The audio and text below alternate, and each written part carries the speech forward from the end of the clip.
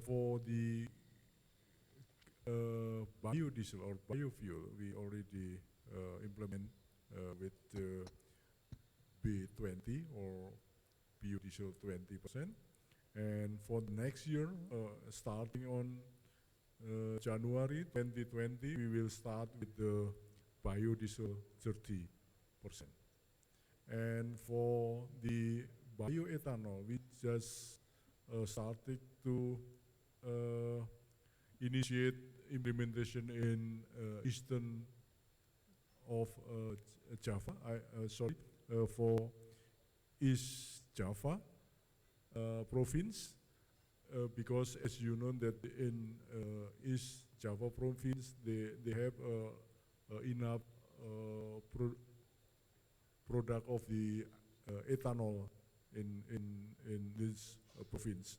And for the incentive in renewable energy, now we starting to review our regulation in terms of how to make easier in investment of renewable energy in Indonesia. And as I mentioned previously, there are also any tax holiday or fiscal incentive in Indonesia that already implement in Indonesia. And then now we have 75 renewable energy contract that want to follow it up to implement it. Thank you.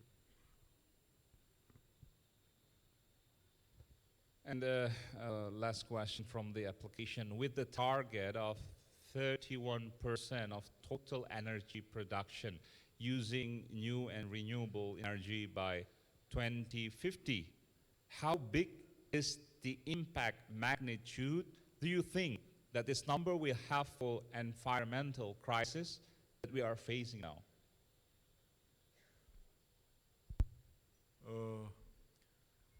For the implementation of the green energy and the impact to the environmental. So I think for the green energy, this is in line with how we could reduce the to reduce the emission gas reduction. And as I mentioned previously, that in 2030, that we have ambitious target in reduction of 315 million CO2 equivalent of greenhouse gas emission. Then it is will impacted by implementation of renewable energy in Indonesia. If the target is achieved with the renewable energy, then the reduction of emission is also achieved by 2013 and also 2050. Okay, thank you, Mr. Hariyanto. And the next from the audience question for BYD, Mr. Zhao. How BYD see the future fuel of vehicle? How about the competition? This is comparing between pressurized hydrogen electricity fuel vehicle PHEV as a competitor of electric vehicle. How do you see that? Competition, right? Yeah. This is very challenging questions because you know why I know there is some specific company. They are also looking into these hydrogen areas for this hydrogen vehicles in the future. First of all, we have to be aware about we need a timing to adapt the new technologies. This is the first thing. The second thing, anyway, in what kind of the technology for the new energy vehicles, we have to have the time to proven the technology is workable. This is the first thing. The second thing, commercially, we also need to make sure the market, the individuals and the market can accept this kind of the technologies. So from the thing, from the technical angles, we think in the future for the new energy vehicles, not only for the battery powered or hydrogens or any other new technologies, there is of course good and bad, but to how to commercialize, how to put into the market that all the individual can accept, and the technology, whether it is affordable or not. This is quite a concern to any new technologies of these vehicles. So this is my first opinions regarding for some comparison between different technologies of the vehicles in the future. Okay, thank you. And the last question about to AXENS, Ms. Maido. How about our next year program for B30? If CPO demand is higher, the CPO price will increase too. Are we should worry B30 will not achieve 100%? Well, I think even if the price of the CPO can be higher, there are I think quite a lot of CPO which is exporting right now outside Indonesia, and I think it's like the overall economic consideration that here in Indonesia people need to look into. But instead of exporting CPO and then importing oil and diesel, why not trying to converting all those oil into biodiesel, create a job, and then create develop the economic here in the area? That can be a priority, and that priority can be monetized also in terms of some financing incentive, tax incentive, and that would be the way to pay out the implementation of the B30 in the from a national scale. Oh, there must be a positive cycle, right?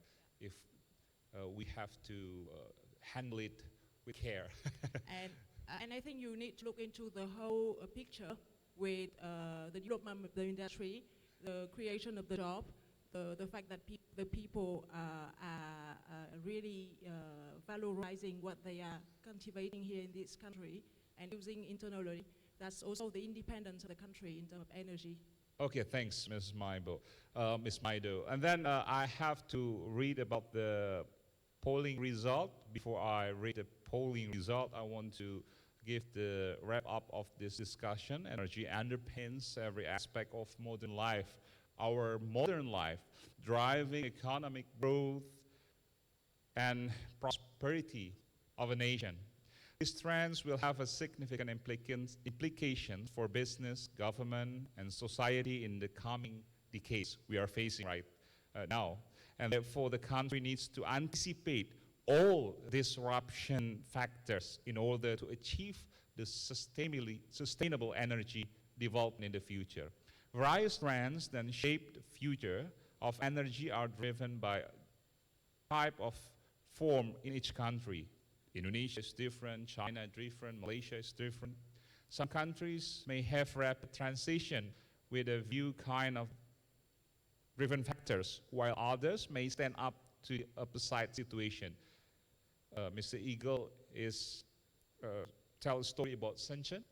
Yes, Shenzhen is a very rapid changing energy of electricity, right?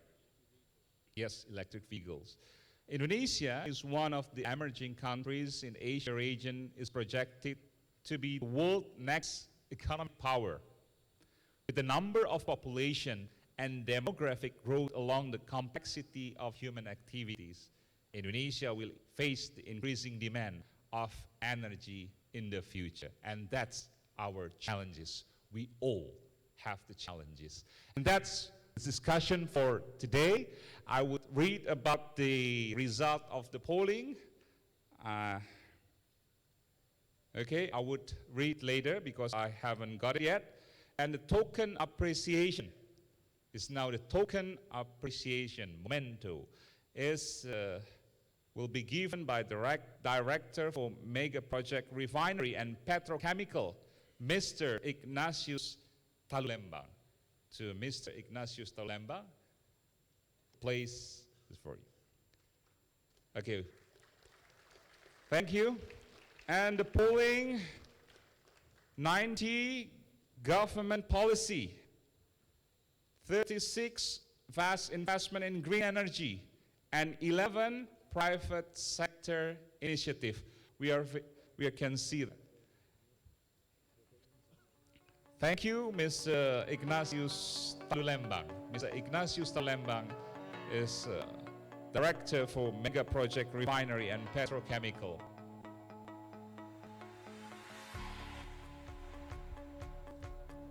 Yes. We give applause for this moment. Ms. Maido, before is Mr. Zhao and Mr. Hariyanto. We give applause again. Thank you, Mr. Ignatius. Yes, take a photo.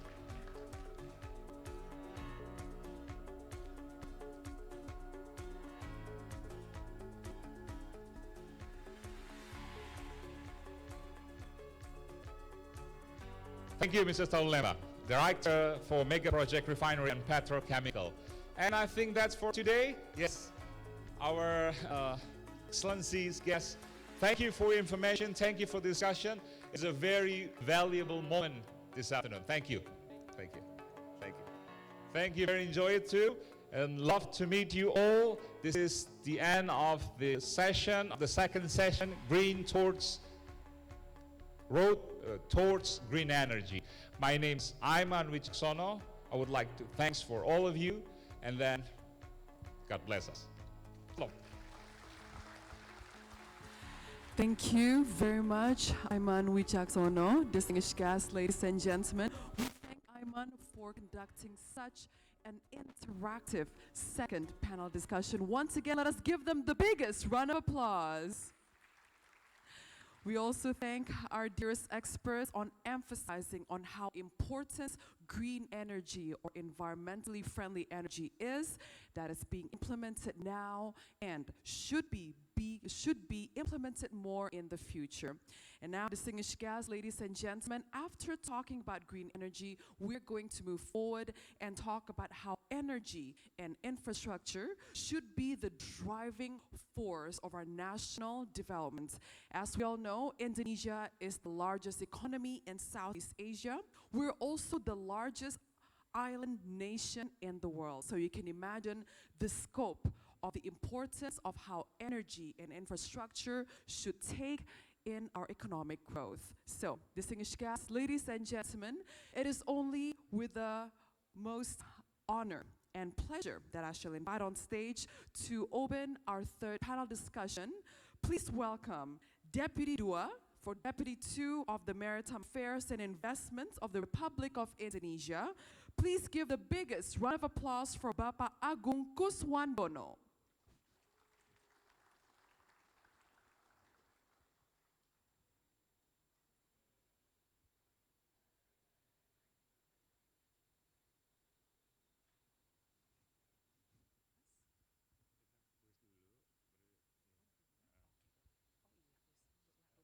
But ladies and gentlemen, before we invite Bapak Agung Kuswandono, I would like to use this moment to, as we wait for him, to conduct our quiz session of the second panel discussion. So, ladies and gentlemen, please take your phones out as we will participate and have everyone participate in our second quiz session of the day. Here we go. And the first question is, what is the percentage of renewable energy in Indonesia's national energy mix in 2025? Our previous moderators already emphasized on this: 9%, 20%, 15%, or 23%. Here we go. Please answer the first question, and we move along to the second. Which one of these initiatives is to support the transition to low carbon and climate resilient development in declining countries? Green bond, project financing, our favorite character James Bond, or global bond? Here we go. And the third one, power source of an electric vehicle, lithium battery, water pump, cheesecake. Yes, I'm sure cheesecake is the answer. And popcorn. Well, ladies and gentlemen, I'm sure while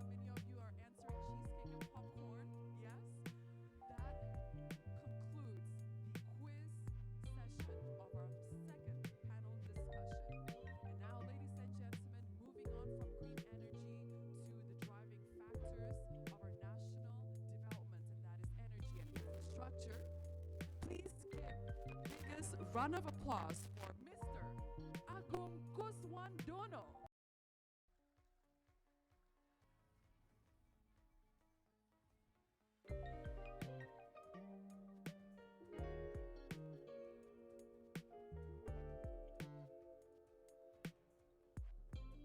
Okay, distinguished guests, ladies and gentlemen, I have missed the coffee break session on my scripts. So, distinguished guests, ladies and gentlemen, to continue our day before we enter our last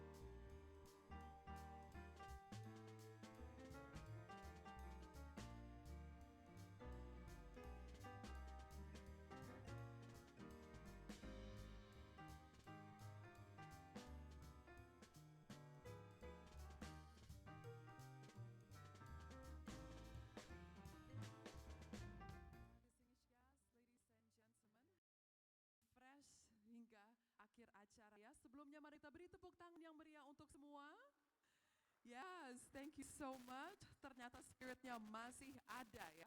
Well, distinguished guests, ladies and gentlemen, as we all remember, on the second panel discussion, we discussed on the importance of green energy and environmentally friendly energy. And now on our third panel discussion, we're going to discuss on energy and infrastructure as the drivers for our national development. As we all know, Indonesia is the largest economy in Southeast Asia.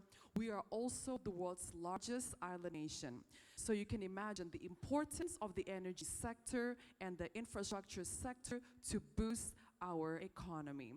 So without further ado, it is only with the greatest pleasure and honor that I shall invite on stage to deliver his introduction speech to start our third panel discussion. The Assistant Deputy Mineral Resources and Energy and Unconventional of the Ministry of Maritime Affairs and Investments of the Republic of Indonesia. Please allow me to invite to the stage Bapak Amalios. Mari kita beri tepuk tangan yang meriah untuk Pak Amalios.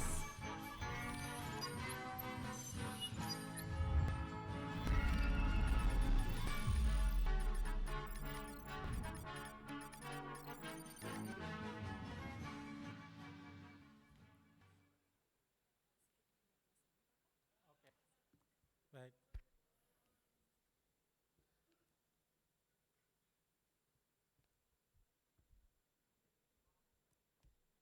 Assalamualaikum warahmatullahi wabarakatuh. Selamat sore, salam sejahtera bagi kita semua. Para peserta forum PIF yang saya hormati, perkenankan saya menyampaikan kata sambutan ini dalam bahasa Indonesia dan perkenankan saya juga menyampaikan permohonan maaf dari Bapak Menko Bidang Kemaritiman dan Investasi yang sedianya diminta untuk hadir menyampaikan keynote speech pada siang dan sore hari ini, namun karena ada tugas mendampingin Presiden ke Korea Selatan dan juga akan 1 minggu ini penuh untuk menjalankan misi dagang investasinya juga ke Uni Emirat Arab. Dan Bapak Menko sebenarnya menugaskan juga kepada Deputi Bidang Koordinasi Sumber Daya Alam untuk mewakilin beliau. Namun jam 12.30 tadi saya mendapatkan tugas untuk menggantikan beliau. Saya pikir memang agak rada khusus ya karena Menko Maritim, dan sepertinya forum yang dilaksanakan oleh Pertamina ini merupakan forum yang rutin setiap tahunnya.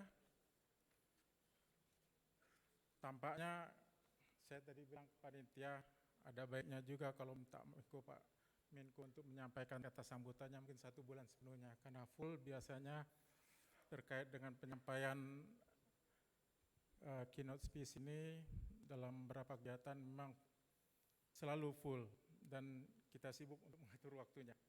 Bapak Ibu sekalian, saya ingin menyampaikan mungkin secara garis besarnya saja apa yang sebenarnya kami sudah susun untuk disampaikan oleh Pak Menko dan Pak Deputi juga, dan terkait dengan topik hari ini yang disampaikan kepada kami berkait dengan infrastruktur dan energi. Bapak Ibu sekalian, kami ingin menekankan lagi bahwa dalam 5 tahun terakhir ini bahwa infrastruktur merupakan fokus pemerintah, dan 5 tahun ke depan pemerintahan Jokowi dan Pak Maruf juga telah menekankan juga bahwa pembangunan infrastruktur akan lebih juga fokus dan akan lebih ditekankan dan diharapkan akan menghubungkan jalan tol dan bandara dengan kawasan-kawasan yang dapat meningkatkan pertumbuhan ekonomi, seperti kawasan industri dan pertanian dan wisata. Selanjutnya juga kita berharap dengan pembangunan infrastruktur terus akan melakukan pemerataan dan pembangunan infrastruktur, karena masih adanya gap infrastruktur di Indonesia bagian barat dan Indonesia bagian timur. Bapak Ibu sekalian, mungkin sedikit penekanan kepada apa yang menjadi tugas kami selama pemerintahan periode kedua Pak Jokowi dan Pak Ma'ruf, bahwa kami mendapatkan tugas khusus terkait dengan untuk menurunkan defisit transaksi berjalan dan defisit neraca perdagangan yang konteksnya lebih diarahkan untuk mengutamakan ekspor dan produk subsidi impor, dan produk ekspor juga diarahkan dalam bentuk barang setengah jadi atau barang jadi, bukan barang mentah. Kami garis bawahi mungkin ada penekanan hal tertentu dari beberapa kali rapat juga dengan Dewan Direksi dari Pertamina. Bapak Presiden melalui Pak Menko selalu menegaskan bahwa kita harus bisa lebih mendorong bagaimana menciptakan nilai tambah yang berorientasi ekspor dan juga untuk subsidi impor. Terkait dengan Pertamina, mungkin kita sudah mengetahui bahwa masa-masa keemasan kita terkait dengan energi fosil mungkin sudah lewat, dan sekarang kita memang didorong, dan ada satu tugas penting yang memang sekarang dibebankan kepada kami terkait dengan bagaimana mendorong untuk meningkatkan lifting migas. Dan ini menjadi catatan penting bagi kami. Pagi tadi kami juga membahas, mungkin tidak terkait langsung dengan energi, tapi ada satu hal yang memang beberapa kali Pak Menko sudah sampaikan juga terkait dengan bagaimana kita meningkatkan potensi yang ada di dalam negeri, terutama hal-hal yang menjadikan barang dalam negeri menjadi substitusi impor. Beberapa waktu yang lalu, waktu kunjungan Pak Menhan ke Kemenko Maritim dan Investasi, beliau juga menyentil sedikit terkait dengan kita mempunyai potensi yang cukup besar terkait dengan aspal buton. Tadi pagi saya bicara dengan teman-teman di BPPT bahwa salah satunya impor besar kita, dan itu dilakukan oleh Pertamina Cilacap sekarang ini hampir 1,5 juta ton, dan 3/4-nya berasal dari barang impor. Nah, ini yang kemudian kita tadi pagi juga sudah bicarakan juga, bahwa bagaimana mengupayakan sumber daya alam yang kita punyai, yang mungkin dari sejak kita kecil kita ketahui bahwa aspal buton ini sendiri merupakan kekayaan alam yang belum tersentuh, dan ini yang kita akan coba bekerja sama dengan kementerian lembaga terkait, dan juga nanti selain sebagai preservasi jalan, kami juga mengidentifikasi bahwa kedepannya juga banyak hal-hal yang penting yang bisa kita angkat, yang bisa kita olah, kemudian kita bisa tingkatkan menjadi produk dari turunan dari aspal buton ini sendiri. Dalam konteks meningkatkan lapangan kerja dan juga meningkatkan investasi, maka satu tugas khusus lagi dari pemerintah kepada kami, khususnya Kementerian Koordinator Bidang Kemaritiman dan Investasi, untuk menindaklanjuti terkait dengan rencana pemerintah menerbitkan Omnibus Law. Salah satu usaha pemerintah yang sekarang dibicarakan dengan DPR adalah rencana untuk merevisi 74 undang-undang secara bersamaan dan segera mengajukannya ke Dewan Perwakilan Rakyat, agar segala yang memperlambat pembangunan negara dapat segera dipangkas. Kami berharap hal-hal yang menjadi kendala-kendala selama 5 tahun terakhir ini terkait dengan pembangunan, khususnya infrastruktur yang berkaitan dengan pembebasan lahan, dan umumnya memang dalam beberapa tahun terakhir ini spesifik kami sebutkan yang kami dukung untuk upaya peningkatan lifting migas dan pembangunan refinery terhadap 5 yang direncanakan oleh Pertamina pun masih dalam tahap idle yang kami anggap saat ini, dan ini mungkin 5 tahun ke depan yang akan kita dorong perkembangannya untuk lebih dipercepat pelaksanaannya.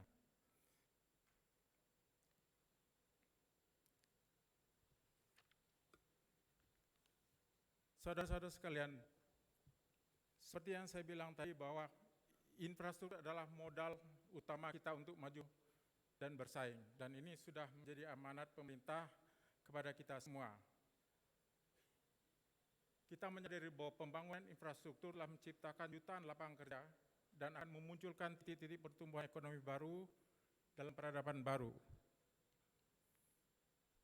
Infrastruktur merupakan wujud keadilan sosial bagi seluruh rakyat Indonesia. Dan ini juga telah state langsung oleh Presiden dalam beberapa rapat koordinasi yang dipimpin langsung oleh beliau.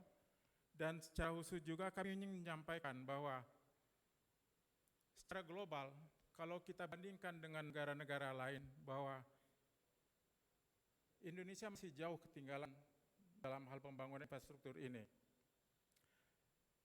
Pada World Economic Forum on ASEAN di Hanoi tahun 2018, Presiden menyampaikan bahwa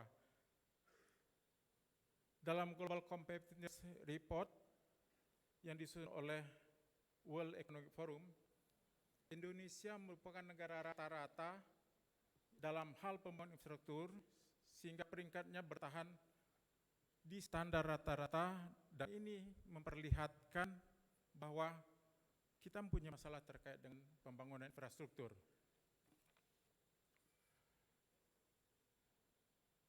Dengan demikian, kami ingin mengatakan bahwa harus kita akui bahwa salah satu yang menghambat perekonomian Indonesia saat ini adalah lambatnya pembangunan infrastruktur, dan hal ini ditandai dengan kurangnya kuantitas infrastruktur serta belum meratanya pembangunan infrastruktur di Indonesia.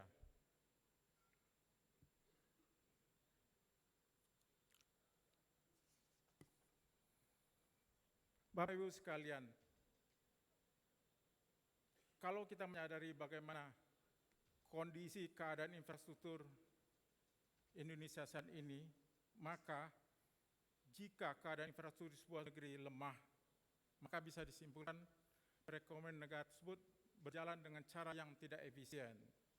Dan ini akan mengakibatkan terutama biaya logistik yang sangat tinggi, mengakibatkan berkurangnya daya saing karena biaya bisnis yang cukup tinggi, dan juga munculnya ketidakadilan sosial.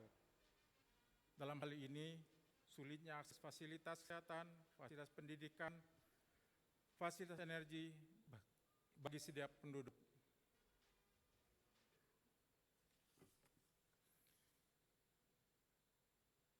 Jadi secara keseluruhan dapat kami sampaikan bahwa pembangunan infrastruktur memiliki peran sebagai katalisator antara proses produksi, pasar, dan konsumsi akhir, serta memiliki peran sebagai social overhead capital yang berkontribusi terhadap pertumbuhan ekonomi.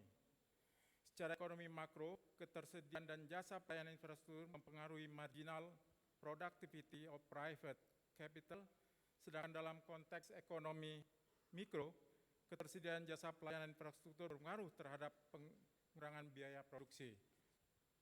Secara umum mungkin kalau dibandingkan dengan negara-negara global, pertumbuhan kita masih di atas rata-rata, dan ini bila kita kaitkan dengan korelasi antara pertumbuhan dan energi, kita masih di bawah rata-rata, mungkin jauh di bawah.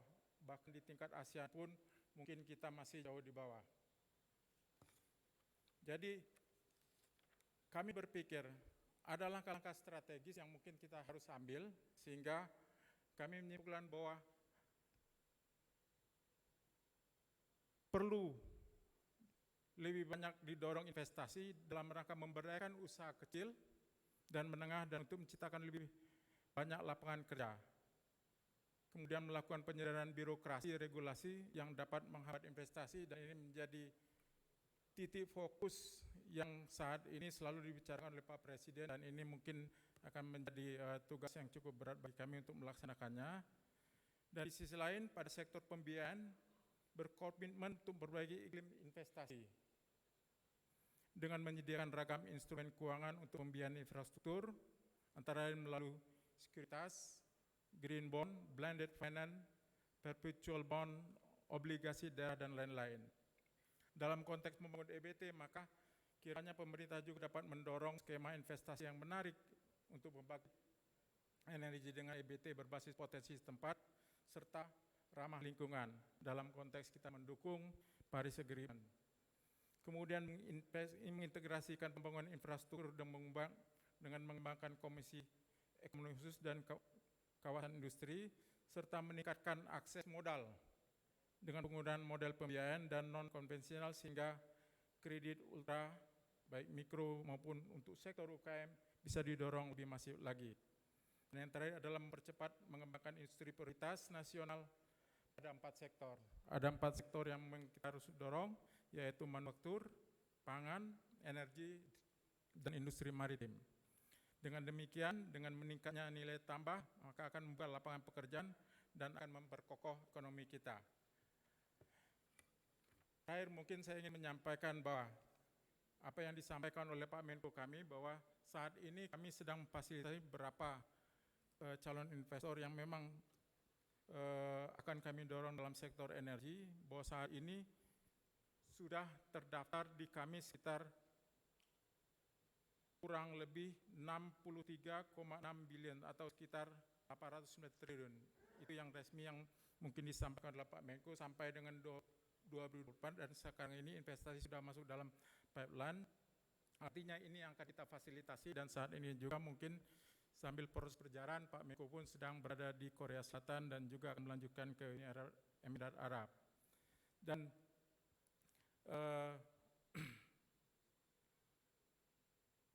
pada roadshow ini mungkin juga kita akan mendorong, terutama menjadi prioritas kami adalah terkait dengan bagaimana kita untuk menaikkan lifting dan bagaimana kita meningkatkan ketahanan energi kita dalam rangka membangun refinery di dalam negeri, sehingga kita harapkan nanti ada kemandirian dalam segi energi di Indonesia ini.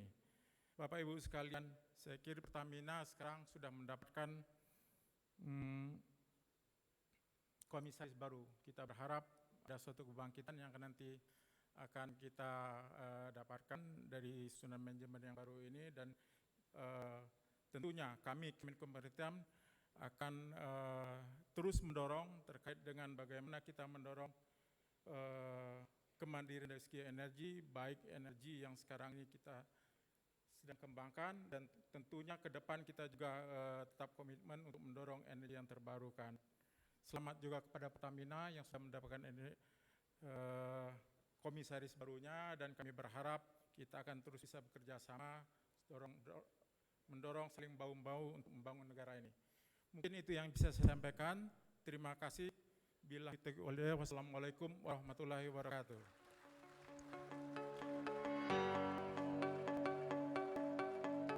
Terima kasih kami ucapkan untuk Bapak Amalius untuk pemaparannya. Now, distinguished guests, ladies and gentlemen, let us start the third panel discussion, or the last panel discussion of the day, on energy and infrastructure as the drivers of our national developments. So, without further ado, allow me to first tell you a little bit about our great moderator. We are used to having her grace our TV screens with her beautiful presence. Ladies and gentlemen, she's an anchor for Metro TV on OP2CC. She used to host Prime Time Now and Prime Talk.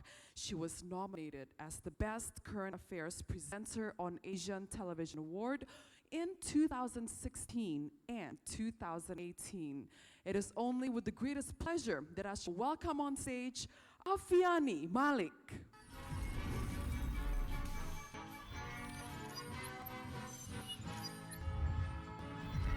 Terima kasih. Selamat sore semuanya, apa kabar? Aduh, saya tahu saya ditaruhnya di sesi terakhir, tapi nggak boleh lemes ya. Sebentar, saya mau dengar semangatnya dulu yang di sebelah sini. Apa kabar? Coba tepuk tangannya. Keren. Yang di sebelah sana apa kabar? Tepuk tangannya. Alhamdulillah, panelis saya nih ada Mr. Anostakar di sini, Mr. Sebastian Ori sudah senyum-senyum. They put a smile, jadi let's start this. Oke, selamat sore semuanya. Nama saya Aviani Malik dan saya akan jadi host. I'll be your host and moderator for our panel discussion today.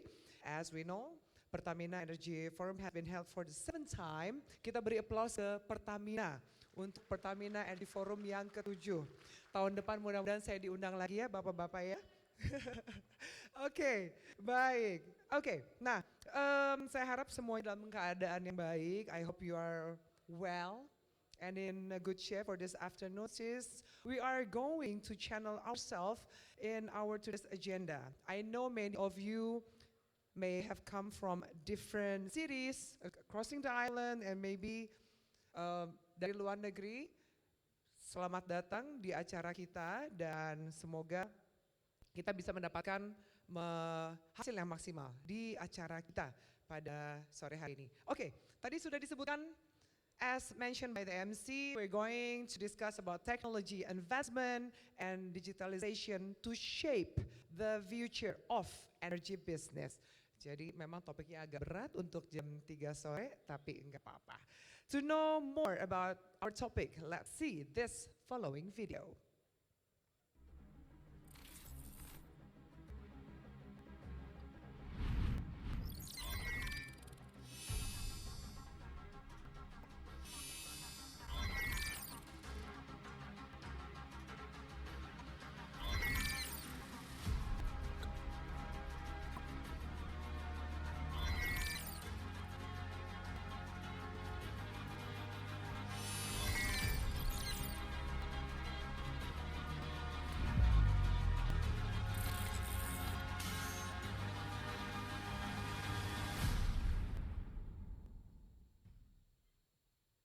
Oke, seru banget. Kita bicara soal teknologi dan digital. Kita tahu bahwa in energy business, digitalization and advanced technology is really important. We not seeing that as a cost, but as an investment itself. Okay, dan we're going to hear some thoughts from our honorable panelists that represent many perspectives about our main speak from Google Indonesia, AVEVA, McKinsey and Company, and also Toyota Motors Corporation. Each panelist will have like 15 minutes to do the presentation, and following after that, there will be like Q&A session for 20 minutes, if any questions by the audience. Before we start our first session, we would like to hear your thought by using our quick poll survey. Jadi kami minta partisipasinya Bapak Ibu semua. Untuk berpartisipasi akan ada survei yang dilakukan oleh Pertamina Energy Forum, dan pertanyaannya adalah, do you think that Indonesia is ready to invest in technology and digital optimization for oil and gas businesses? And please explain why. And we'll give you time to think and ponder before giving answer on our polls. Oke, nanti dikasih waktu sekitar 2 menit. This is the questions. Silakan dipilih. Silakan berpartisipasi. Dan oke, saya akan langsung mengundang panelis kita. It's time to start our session I'll be invite our panelists to come on stage. To the panelists, you may come forward and join me on stage after mentioning your name. Oke, saya harus berdiri dulu. Ladies and gentlemen, please give a hand and welcome our panelists. Mr. Sebastian Ori, Vice President of Southeast Asia region of AVEVA.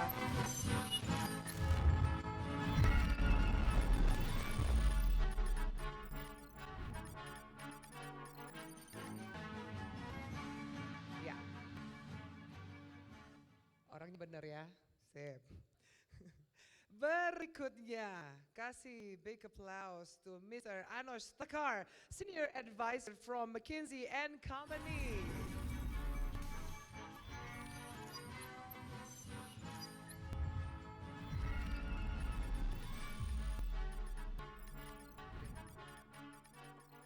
Terima kasih.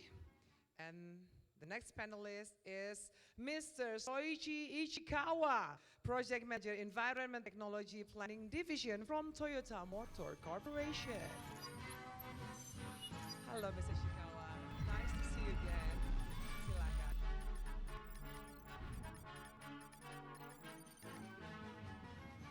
Dan ini panelisnya semua laki-laki ya. Kayaknya saya harus mengundang satu panelis perempuan yang namanya mungkin sudah sering kita dengar. Please welcome Madam Megawaty Khie, Country Director Google Cloud of Google Indonesia.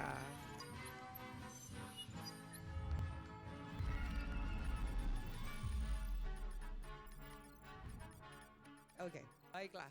Nah, sambil menunggu semua materi yang dipersiapkan, maybe the first one will be Mr. Sebastian. Very interesting to know how advanced technology creates an impact in energy business from a respected technology company like AVEVA. That's nice. Thank you, Heavy. Terima kasih, sama-sama. So, a great honor to be here today, together, sharing the panel together with McKinsey, Toyota, and Google around how technology and digital can help and transform the energy industry. So, I will start actually just to talk a little bit about. Yeah. It's free if you want to like standing and. Yeah, that's okay. Share a little bit about come back a little bit about what we discussed this morning on the shift which are coming up in our industry, right? The first one being regulations, right? Safety regulation, environmental regulations. This morning, talk about urbanization. And urbanization is changing the patterns of consumptions, changing the needs and the different type of energy which is required, change of mix as well. Parallel to that, there is obviously strong geopolitical uncertainties in the current time. And I would say where the price of the oil can change according to a tweet, which is a major volatility in our market. On the social side, mobility, ubiquity is changing the way we work, changing the way we live, and experience is changing the way people are learning, right? So society is changing. And this is coming obviously with a strong technology disruption. And so I will go, it is the theme of my pitch today. I will go a little bit more in details on this slide and in the different areas. Starting with the bottom layers, the first change is what we call smart device and edge computing. The ability of device to be to compute by themselves, ability for device to connect and to send information to the cloud. Creating the Internet of Things for industry together with the cloud, which gives the storage capability and which gives the ability to share this information with multiple players across the stakeholders of the industry. Once we have those data, we can articulate them through a digital twin, which will basically provide a real-time digital view about what an asset, an equipment is, or what a process part is, right? Either 3D visualization or real-time performance. This is unique capability to view what's happening on the ground and to be able to take decision. But the change of technology is not stopping there. The next step is about big data and analytics, right? The ability of machine learning, of deep machine learning, deep neuronal, and all this technology which enables to identify patterns and things that even an experienced operator and experienced people are not able to see and to identify. Providing actionable outcome to the operator for taking better decisions. And this is becoming feasible afterwards because there is also the last piece of the technology, which is enhancing visualization and enhancing capability to give this information to the different players, right? So you have a big back-end calculation capability with the cloud and the computing, and then an ability to show this information in an understandable way to the operator, whether it's with a 3D view, whether it's on the mobile, whether it's on an iPad, right? So all these technology together are coming at the same time, strengthening each other and disrupting significantly, changing the way the business are driven. So end of the day, technology is not the end, right? Technology is just an enabler.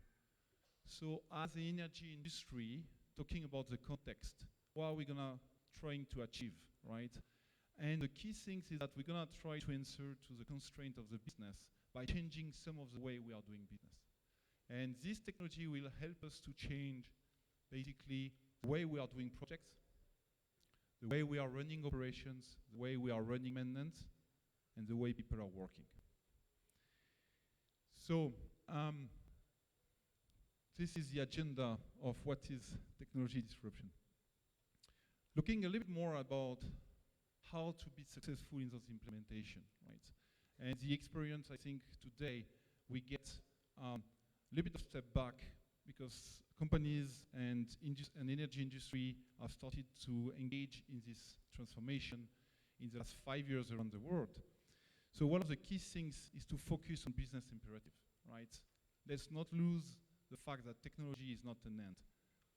So the key things, if we look at the asset life cycle, and if we go through this life cycle, starting with engineering, how do you run project? How will technology tomorrow help to change the way we are driving product? Today, 98% of the projects in the energy industry are late, right? Capital projects are late. That's a McKinsey figure. And which is actually 40%, and on total 40% above budget, and with a 20-month delay on average, right? So imagine if we can drive a lower cost, better time management. So in that area, there are major change. Cloud enable collaboration between the different players. I'll give an example afterwards. Digital twin enable to run simulation, right? Improving accuracy of the design, detecting mismatch or error from the designers. Analytics will also enable that by identifying some usual mistakes that will then drive in major failure in the operation afterwards, avoiding rework because of higher collaboration.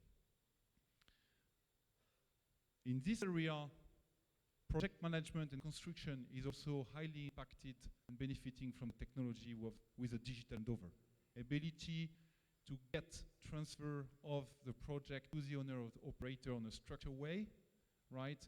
3D review capability to get approvals on the fly by the operator. If we go in the second area, once we are in the operate mode, today, we as energy industry are losing about $50 billion per year due to sub-optimization of the operations. Basically meaning that we don't drive the asset at the maximum we could in the area, still respecting regulation and constraint. So here also, technology in this space, IoT for data collection, digital twin to be able to get on real time the view of the assets and being able to take decision. So when we talk about digital twin in the world of operation, we're talking about engineering data, real-time process data, and maintenance historical data. This comes together in one environment, being able to take better decision. Behind that, you can run analytics, either at the supply chain level, either as a unit production level.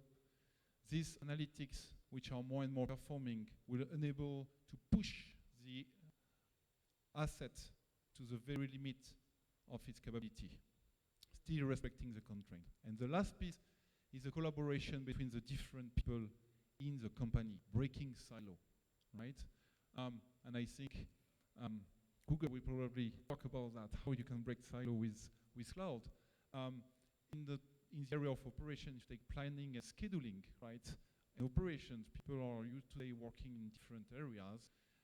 Cloud enables them to work in one environment and to share information. The last piece, and probably the easiest quick win, is about maintenance. So in maintenance, here also, the industry is losing about 20 billion per year of unscheduled downtime. And the more the asset is aging, the more, right, this loss is high. Technology is also tremendous help here. And I would say a lot of people are talking about predictive maintenance today. Predictive maintenance is a pretty major technology. It has been used in power industry, power generation industry in the last 5 to 7 years, right? Starting in the US, moving in Europe. And is now used by oil and gas industry in the last 2-3 years.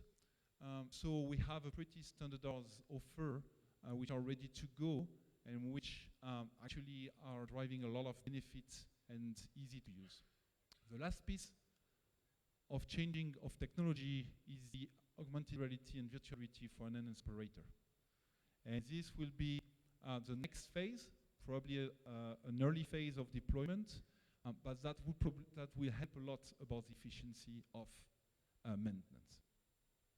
So talking about some example, talking about cloud and how to improve design and project. Right? Shell is engaging in a transformation where all the project will be run in the cloud, where EPC we work directly in the Shell environment to drive their project, being able to share better to each other, to share better with the owner operator. The target of Shell is to reduce by 20% their cost.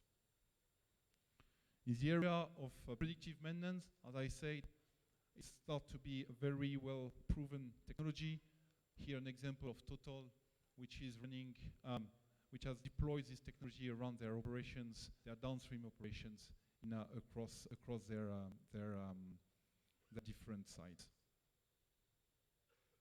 Talking about visibility, right, and the operations, this is Abu Dhabi Oil and Gas Control Command Center, and this enables a company to see an end-to-end visibility of their process, right? From, in the case of ADNOC, from upstream to downstream, being able to take decision, viewing what is happening across their enterprise. Once you have those data at enterprise level, you can run optimization. That's what BP is doing, using cloud computing and reducing the time of calculation of the different scenario from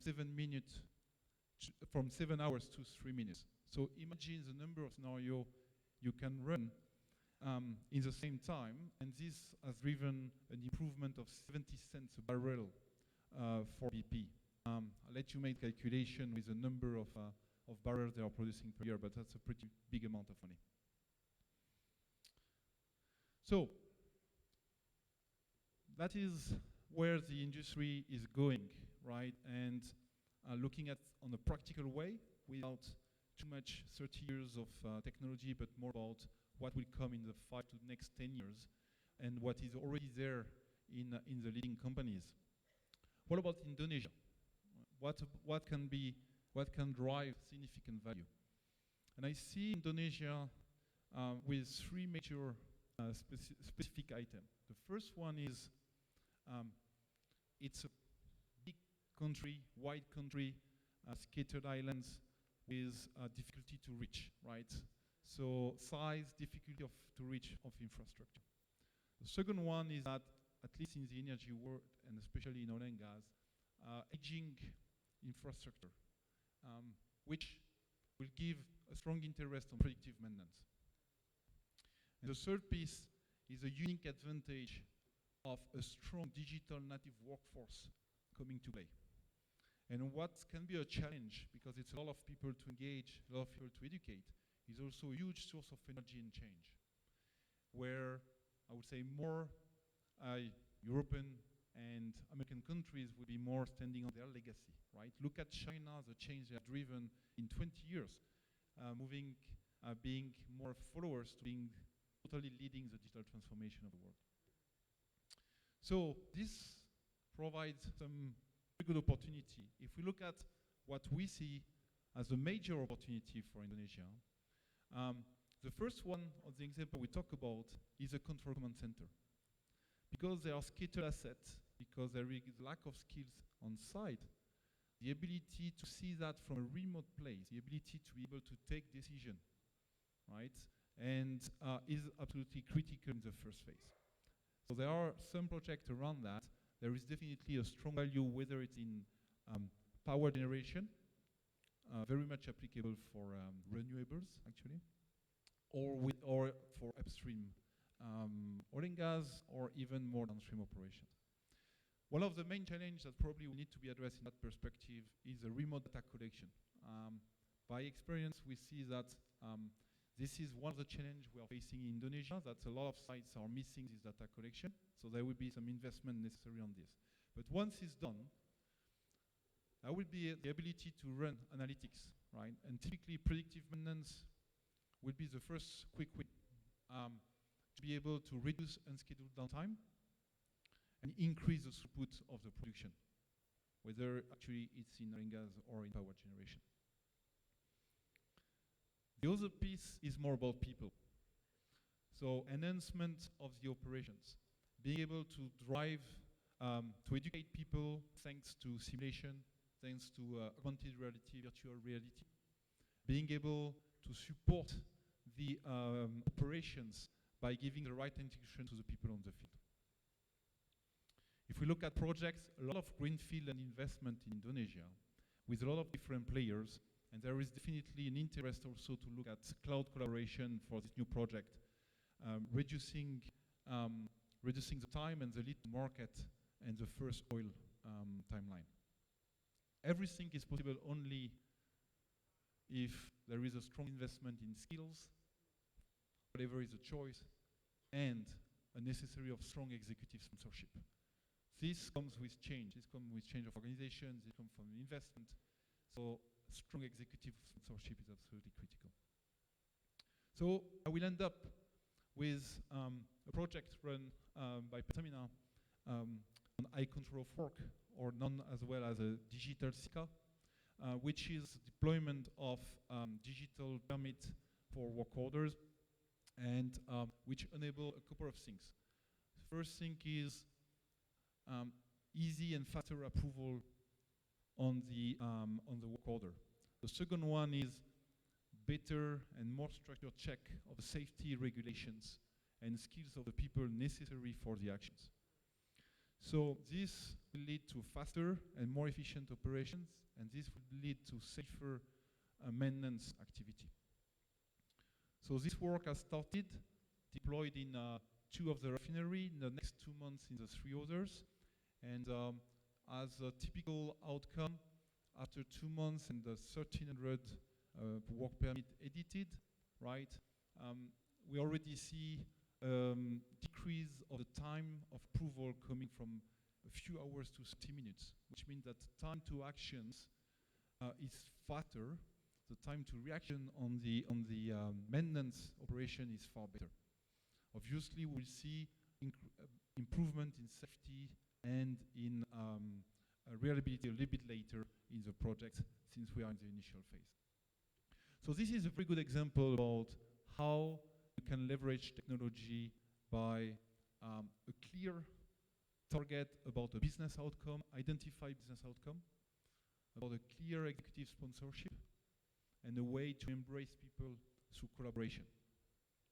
And there are a lot of opportunities in Indonesia to improve through that, and for sure AVEVA and other technology suppliers are absolutely ready to support this transformation. Thank you. Thank you so much, very interesting. So clearly we can learn that technology can play a very important role to make forward progress, to make changes in business and also customer culture and behavior. I can see that focus on business imperative. There's 3 cores from engineer, operation and maintenance to cut loss and more to make how business can maximize the profits and performance. And we can see a lot of success stories from energy companies like Shell, BP, and others. Very interesting that Mr. Rory mentioned that Indonesia got specific geographical challenge, and maybe we can play as a follower so far in digital energy, but let's be optimistic because you show us the 7th step that AVEVA offers to maximize Indonesia competencies in energy industry via technology and supported by strong executive will. That's very important. And some cooperation. And we can see that the technology is applied in Balongan and Dumai refinery units. And so far your technology is applied in Balongan and Dumai refinery units. Balongan and Dumai refinery. How is so far? How's the progress so far? Very good. So deployment has been very successful, and the start of use of the technology is also quite promising. So, which is always a necessary one of the challenge when you put a new IT system, right? Because you need to have a change of work and some adjustment of the process. And that's create also a lot of collaboration and discussion between the different parties. When things are starting to running, then that start to deliver a specific value. Okay. And this proved quite successful. Okay. We hope to see the result. Maybe one comment on being a follower. I think digital transformation is a unique opportunity from switching from being a follower to be a leader. Okay. Because the shift is so big. So the technology is the answer to change the It's an role. opportunity to change. Okay, there's opportunity to change. Very nice. Thank you so much, Mr. Sebastian Ori. Kasih tepuk tangan untuk Mr. Sebastian Ori. Very nice. Nah, berikutnya kita akan mendengarkan presentasi dari Mr. Anush Sakar, Senior Advisor from McKinsey & Company. And let's see. Thank you. Does it work? Very grateful to be here. Thank you very much. So today I'm going to talk about a digital transformation story. So I'm from McKinsey. McKinsey has done over 500 digital transformations. And so I'm going to actually share one of those transformations a little bit more in detail, who happens to be also my previous employer. So I used to work for Shell. And a quick introduction about myself. So I was the first group chief digital officer of Shell from 2016 to recently. And since leaving Shell, I've been working with McKinsey on a full-time basis. And I'll talk a lot more about Shell in a moment. Before Shell, I was at Philips, being the group chief technology officer there, leading a large 5-year transformation. So at Shell, we launched the new digital strategy around end of 2016. And we're at today, of course, running the digital execution of that strategy. What I'll talk about today is really how do you build it? How do you actually make that happen? How do you build the strategy? How do you create the different capabilities? Why do you do it? And what's the ways of working that Shell employed? And hopefully I can also share some lessons learned during the session today. So when I first came into Shell, there was a lot of hype around digital in the oil and gas industry. I mean, as you probably know, in oil and gas and the energy industry, the digital maturity has been historically lower than other industries like CPG or healthcare or telecom. And so the question faced with Shell was, okay, what is actually digital? How do you define digital? And the word is used so many times, right? It's sometimes misused. So we said, okay, let's define it in 3 different archetypes. And the 3 different archetypes were addressing either your core business. So as Sebastian mentioned, some of the use cases around predictive maintenance, etc., is a typical core business archetype. On the other end of the scale, you have new business models. You have new potential businesses that you can spin off from your legacy company to make money essentially in your non-legacy oil and gas sector. And then somewhere in between, you also have adjacencies, like in case of Shell, they have a delivery of gas, which is what you see in that truck over there. It's called Shell Tap Up. And so you're still delivering your gasoline, but you found new ways, new channels to deliver it. And my focus during the time that I was there in Shell, the story is really going to be on the first one, the core business transformation. So as we started the transformation, we said, what is the size of the prize? I think that's a pretty good way for any company to look at digital and say, before we start any major initiative, what's the size of the prize, right? And in case of Shell, the size of the prize was actually a $10 billion cash improvement over 5 years. And what does that mean? So what we did is essentially took the upstream and downstream value chain, and broke it down into saying, if you look at the exploration development piece and subsurface and wells optimization, there is a percentage of that 10 billion improvement. The next piece around projects and engineering, you could apply new digital technologies to improve your engineering productivity, to improve your time to execution, using technologies such as digital twin, for example. Then the big, large piece in upstream is around whole asset lifecycle management. So around predictive maintenance, around remote operations and monitoring, and production optimization. So we identified these mainly in the upstream area was actually about 70% of the full yield that we would get from the transformation. And in downstream, if you look at trading, if you look at pricing prediction, using new digital technologies to predict prices, all the way down to customer experience in your retail shops. In Shell's case, it was 44,000 retail shops. And then the underlying digital technologies also to improve safety. Right, so that was the big size of the price.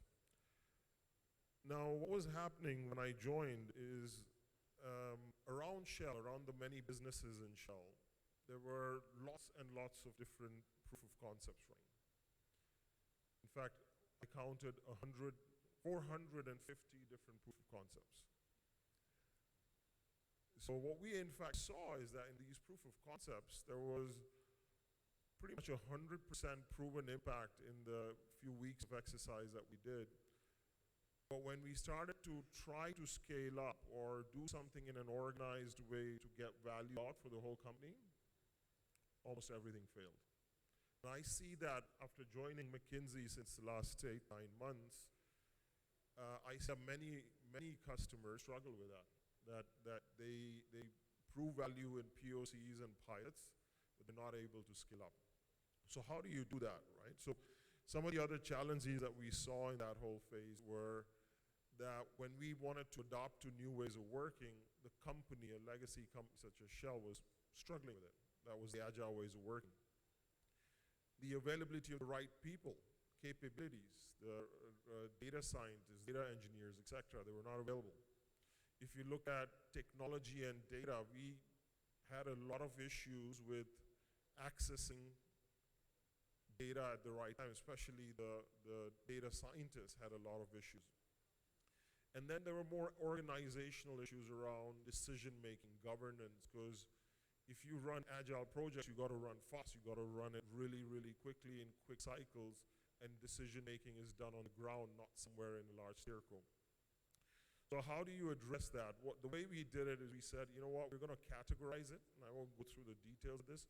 We're going to categorize it, but put in a very strict criteria, and the criteria were around scalability. So if we choose a project that is going to be run by what we call the digital COE, it must have a potential to scale. That was one. The second was we were going to choose the highest value opportunities first. The third one was if it's not going to be delivered in 100 days or less, we're not going to do it. Now this was a massive shift for a company like Shell because we're used to those long 10, 12, 15-year project cycles. And then feasibility was around technology. Let's use proven technology rather than constantly try to prove it internally, because that's not our business. And so what we did is create a very simple one-page strategy, and I'll focus on the key enablers which are on the bottom. And the key enablers for our strategy was digital skills or capabilities, build them. Number 2, or B, is ways of working and mindset. And 3 was technology and data. And from digital skills, I built in my COE around 250 people which were focusing on new skills, if you may, or newly trained skills. It was not always new people. So for example, we had geoscientists who were statisticians, and we converted them into data scientists, right? But a lot of these skills were not in Shell before, and we had to build those capabilities. For example, Agile coaches, UI, UX developers. A lot of this was foreign material, foreign term to most folks in Shell. So how do you build those capabilities in a quick period? How do you attract talent? All of those issues were important. And then building the key areas of data science and data engineering was another one. So that was the skills, that was A. B was new ways of working. Now you must have heard, or some of you must have heard of agile ways of working. We call that the secret sauce within Shell. In fact, there was so much momentum coming out of new ways of working where you have people from the business side, domain expertise. For example, if you talk about maintenance, you have a maintenance engineer sitting with a data scientist, with a data engineer, somebody from IT, a product owner would sit together in a very pressure cooker type of environment and deliver that less than 100-day products very quickly. And this started a flurry of new energy, if you may, to say, you know what, we don't need to do those 1, 2, 3-year projects when it comes to digital. We can deliver products within 90 days or less than 100 days. And then the last one, the last important element of our transformation was the foundational areas. So if you typically hear today, if you talk about executives, what they see is the outcomes. They see what's above the surface of the water. They see and hear topics like automation and advanced analytics and data-driven decision-making and agile ways of working. But to make that all happen, there's a lot going on from both technology side and the human side. So from a technology perspective, if you look at the right side bottom, we're talking about moving to the cloud, computing infrastructure, storage infrastructure. What's your sensors and network infrastructure looking like?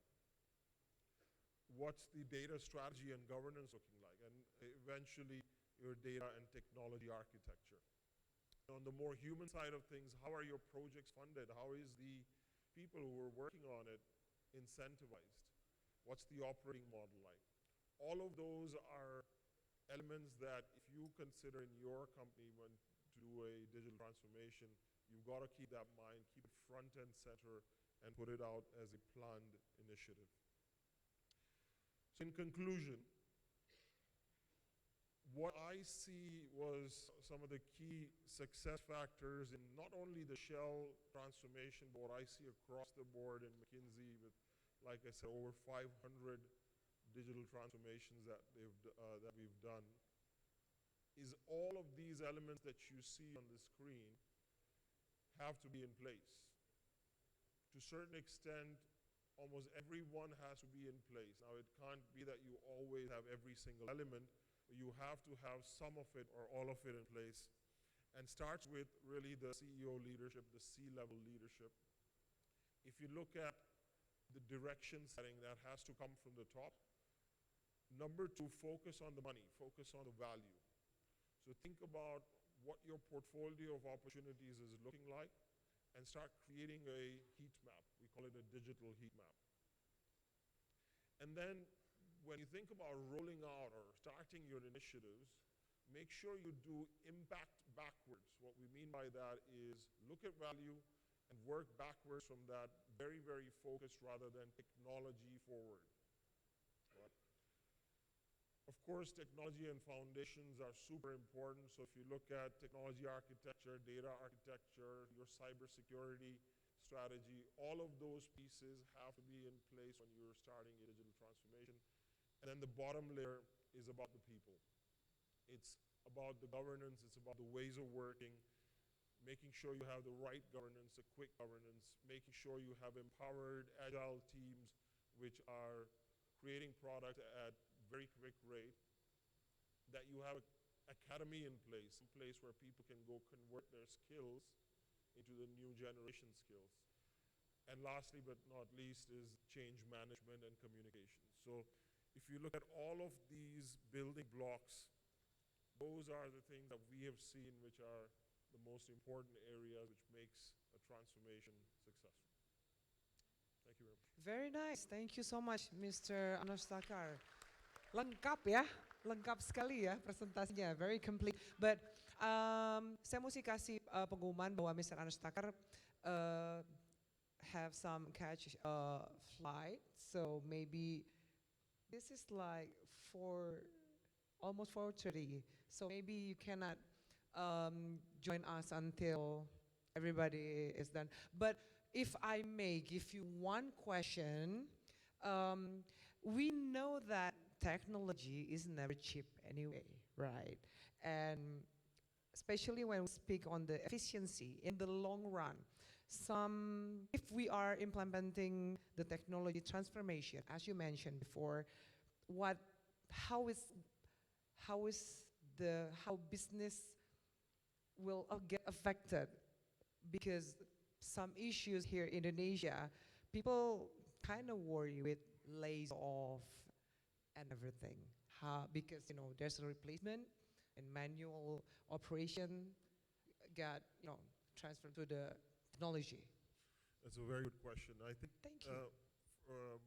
what I have seen from artificial intelligence applications, implementation of artificial intelligence, implementation of machine learning, is that when it came to productivity improvements, when it came to making decisions based on these digital tools, the lives of the operators, the frontline people were vastly improved without actually reducing the headcount or reducing the people. And the reason for that is actually, at the end of the day, the goal is not to have less people, it's about improving the efficiency, improving, for example, oil production in our assets. And when it came to improving oil production or improving asset reliability, all of those things were enabled by technology, which helped the frontline people to make it happen rather than have an impact on the people itself. Thank you so much. Jadi jelas ya, nggak usah takut kemudian pekerjaan kita tergantikan oleh teknologi itu sendiri. Oke, baik. So you have to go. Thank you so much, Mr. Takar. Nice to meet you. Thank you for joining our panel discussion. Tepuk tangan sekali lagi untuk Mr. Anas Takar. Kita doain semoga nggak telat ya. Soalnya jam segini hujan di luar macet. Oke, baiklah. Berikutnya, our next panelist is Mr. Soichi Ichikawa. He is the Project Manager Environment Technology Planning Division of Toyota Motor Corporation. As we know, Toyota has been working in a recent breakthrough technology called hydrogen fuel that is applied one of their product as their commitment to contribute zero carbon emission. And Mr. Ichikawa, the stage is yours.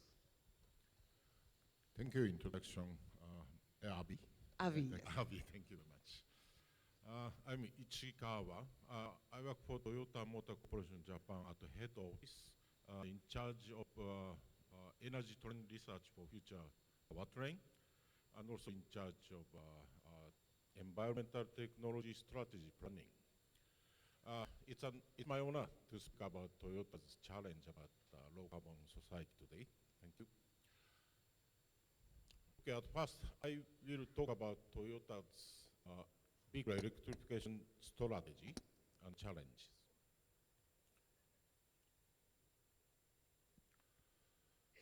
We have announced Toyota Environmental Strategy 2050 in October 2015, which contains 6 challenges of new vehicle zero CO2 challenge, life cycle zero CO2 challenge, and the plant zero CO2 challenge, etc. Through these challenges, what we are aiming is to support achieving a sustainable society.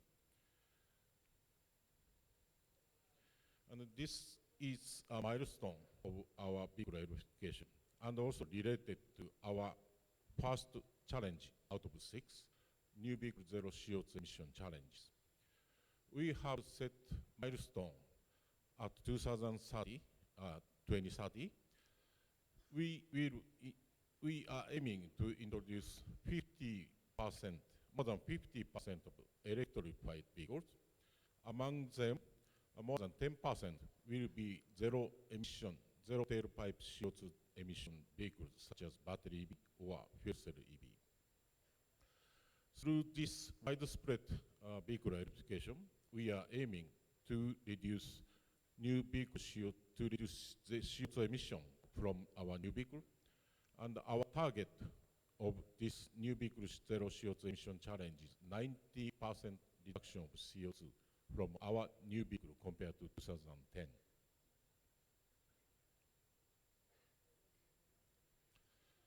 When we consider vehicle electrification, we need to pay attention of the CO2 emission as well to wheel basis. In case of Indonesia, this is a chart for Indonesian case. For example, battery EV, as you can see here in the middle with red letter, because of a high share of coal-fired power generation mix, CO2 emission, WTW-based CO2 emission is not so different from petrol-based hybrid vehicles, or even hybrid vehicles a little bit better. So what we think is when we consider vehicle electrification, at the same time, we need to consider power, energy supply as well. That's why our strategy for vehicle electrification is so-called diversified vehicle electrification, or in other words, XEV products in introduction, together with appropriate energy supply. So based on the energy supply status in each country, we are going to introduce all the type of vehicle, electrified vehicle, together with making use of biofuel, electricity, and hydrogen. Okay, next I will move on to the Toyota's development of hydrogen fuel cell electric vehicle. By the way, please pay attention to this background picture of what I'm using now as a background of a title page. Okay, first, this chart shows Toyota's history of the fuel cell electric vehicle development. Actually, we have been developing fuel cells technologies more than 25 years, even before introduction of the world's first hybrid electric vehicle introduction, so-called Prius model in Japan, 1992. Based on the experience through the demonstration, or of course our own test itself, by accumulating many data and experience, finally we have introduced Mirai, the world's first mass-produced fuel cell electric passenger vehicle in December 2014. And also, for heavy-duty side, we have introduced sales of fuel cell bus in March 2018, called Sora. By the way, the Mirai means future in Japanese, and Sora means sky in Japanese. That's the naming of our fuel cell electric vehicle models. Going back to our Mirai model, we have introduced it in December 2014, and up to now, so far we have sold more than 10,000 units globally by the end of August this year. And now we are planning to introduce second generation Mirai, which we have already disclosed at the occasion of Tokyo Motor Show last month. And the picture that I showed as the background of my title page is the second generation Mirai. And the introduction timing of the next Mirai will be by end of next year in the market in Japan. And the future, what we are aiming and planning is to increase our production capacity of fuel cell electric vehicle at more than 10 times more of the current production capacity. By introducing fuel cell technologies and applying the mobility, we can obtain many advantages, such as zero tailpipe CO2 emission, and faster refueling time compared to the EV charging, and also cold performance, solid performance in cold ambient temperature. This is quite important. Additionally, our Mirai can be used as power generator in case of emergency, such as natural disaster. Okay, finally, I would like to propose a kind of solution for expanding use of fuel cell electric vehicle and achieving low carbon society by applying hydrogen as a social energy. At first, by applying fuel cell technology of Mirai to the heavy duty vehicles, what we are aiming now is increase of the fuel, hydrogen fuel demand. By the technology of fuel cell technology of Mirai can be applied to the logistic truck or bus or forklift, which potentially consumes more hydrogen per unit vehicle. And by increasing the hydrogen demand, we will be able to achieve at lower cost and stable supply of hydrogen in future. And the second is a partnership promotion. Hydrogen Council on a globally basis was formed in January 2018 or 17, I can't see where. 17, yeah, okay. And Toyota is also one of the members of this council. Actually, 53 companies globally is now cooperating in order to promote use of hydrogen and to achieve hydrogen-based society in future. And lastly, most importantly, leadership and strong will of the government is quite important to introduce new energy, especially which includes new infrastructure development. Strong government leadership or action such as making roadmap for realization of the hydrogen-based society and introduction of the incentive to promote the use of hydrogen and appropriate regulation and standard to speed up the infrastructure development is required. In this regard, Japanese government decided in 2013 to host innovation for Cool Us Forum, which promote innovation of technology, including hydrogen technology, and provide global discussion, global cooperation basis platform. Okay, this picture or diagram shows future society with diversification of energy. In this society, all the types of electrified vehicles coexist. Of course, for the use of electricity, smart grid system to manage use of electricity use and electricity supply is introduced.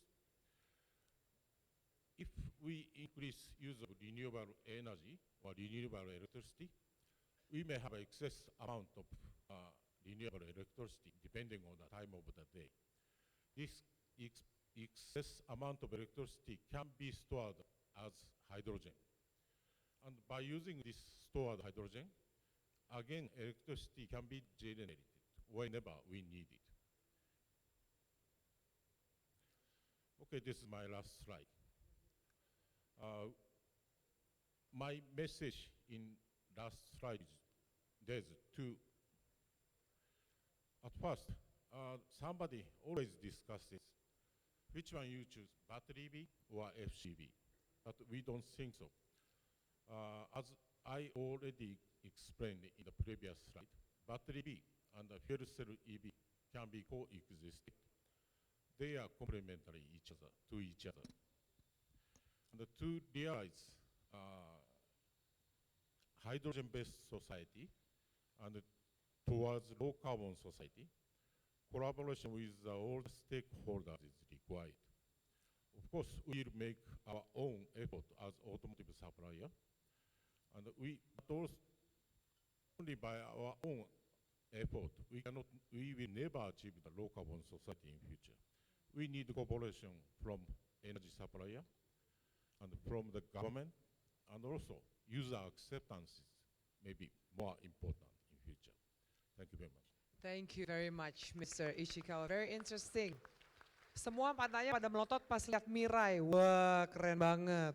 Mau tanya harganya kan? Okay, maybe one question before we go to Madam Megawaty. Very interesting to see the technology that you put in hydrogen car, like Mirai. Is there any purchase from Indonesian government or Indonesian company? If you need to eat in Indonesia, Yeah. I don't say you, Kepo but nih, if kepo. Indonesian government has, as I mentioned in my presentation, has a strong will to realize hydrogen society here in Indonesia, of course we are ready to cooperate. But Okay. without any cooperation from other stakeholders, most important is government, we cannot introduce it to Indonesia. Oke, masih tahap strong will ya Bapak-Bapak, Ibu-Ibu. Oke, saya mau tanya lagi tapi ya sudah. Kita dengarkan presentasi berikutnya, tapi seperti yang saya sampaikan tadi sebelumnya itu kan kita bikin poll. There's poll dan what's the result? Thank you for the presentation. Anyway, kita bisa tampilin. Okay, this is the questions that I mentioned before. Do your company or organization already implement cloud technology? Iya, yang merah ini penuh harapan ya. Yang 13% saya bingung, dia aja nanya gitu, what is cloud? Oh, it's hopeless. So basically like most of you answered 63%, giving the answer 50% cloud based. Oke, yang 13% abis ini nggak boleh pulang ya. Besok ikut lagi, Pertamina Energy Forum masih ada. Oke, nah untuk membahas pertanyaan ini, how and why, dan bagaimana kemudian cloud technology can improve your business, especially in oil and gas and also energy business. Kita berikan aplaus untuk Ibu Megawaty Khie. Silakan Ibu. Ya, berdiri boleh. Semoga habis penjelasan Bu Megawaty ini yang 13% agak turun ya angkanya. Ibu mau bicara bahasa Indonesia atau bahasa Inggris? Silakan. Campur-campur boleh. Gado-gado, sip. Selamat sore. Oke, mungkin kurang semangat. Coba kita lagi-lagi. Karena yang terakhir ya, saya tahu ya. We are the last slot, right? This is the last. Saya tahu semua mau pulang, cepat-cepat pulang. Kita coba sekali lagi. Selamat sore. Sore. Oke, good. Terima kasih sekali Bapak Ibu. Thank you. So saya senang sekali saya diundang bicara di dalam acara Pertamina, senang sekali. Dan I think the survey, I didn't plant the seed, I didn't ask the question. Tapi I think, saya pikir ini pertanyaan yang sangat bagus. Karena kita bicara tentang cloud technology, this is the future. If you talk about the future of technology, cloud is the one that allows you to be agile and allows you to be innovative. Like all the startups that you see in Indonesia, contohnya Gojek, contohnya Tokopedia, Bukalapak, sebagainya. And all of these customers are running on Google Cloud Platform. Okay, so we enable them to do what they do and become the unicorns for Indonesia. Tepuk tangan untuk para startup. Nah, sekarang di sini, mungkin ada yang tahu bahasa Sanskrit gak? Tahu gak artinya mega? Coba. Hah? Besar. Kalau Bapak Ibu Google, kata-kata mega itu artinya cloud, awan. Ya, pas banget. Pas sekali, mega is Betul. cloud. Mega is Bukan actually ketua cloud. umum partai kan ya? Nah itu, kita tidak bicara tentang politik, kita tidak bicara tentang masa depannya Pertamina untuk teknologi.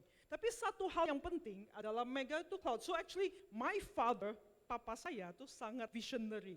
Ya, sekian tahun yang lalu dia sudah prediksi bahwa ada teknologi cloud. Ya. Oke, di sini saya mau tanya Bapak Ibu, who use Gmail? Boleh angkat tangan? 100% ya. Siapa yang pakai Google Map. Mungkin ada yang pakai Waze, I think. Waze also belongs to Google. Kalau kita bicara YouTube, ya. Nah, by the way, Jumat ini ada YouTube Fan Fest. Kalau untuk teman-teman, mungkin biasanya tuh ABG, Millennials, kita ada acara hari Jumat ini. Kalau Anda perlu tiket, tolong beritahu ke saya. Ya, saya bantuin ya. YouTube Fan Fest. Atau rekan saya, Pak Frans silakan berdiri, rekan saya yang bisa minta YouTube itu tiket dari Bapak ini juga. Oke. Wah, Pak Frans habis ini bisa pulang, Pak. Oke, saya mulai dengan pembicaraan ini. Why is it important? I want to share with you all the technology that you using every single day is so user-friendly and it's all run by Google Cloud. Itu adalah dapurnya kita. So it's very critical when we talk about enterprise-ready data center infrastructure, we have it from Google Cloud. I want to show you a video that's very interesting. Nanti mungkin teman-teman ya di belakang, I want to show you a video how powerful is Google Cloud infrastructure here in Indonesia. Let's showcase that. Mungkin tampilin videonya.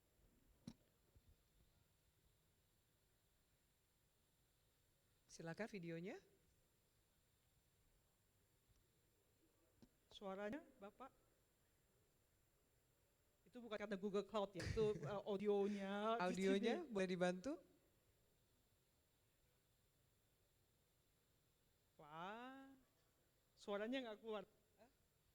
Ini bisa di-dubbing ya, tolong bantuin. Oke, kita jalannya aja. Explains more. Nggak apa-apa. So intinya tanpa video, Anda imajinasi musiknya. What we are doing in Google Cloud is $47 billion of infrastructure investment. Dan saya senang sekali, kita tuh invest di Indonesia. We are building a cloud region in Indonesia. And all of you can use that in H1 tahun depan. So it's all actually coming up now. Jadi kalau kita bicara tentang undang-undang, tentang data residency dan sebagainya, you don't have to worry. Karena kita sudah akan ada. Dan saya mengundang Bapak Ibu juga mencoba. Because we have the cloud credit for you to test it out. So, for a lot of startup, saya ceritakan sesuatu yang cukup penting. Well, we're looking at this. You see, all this technology is all become available for all of you.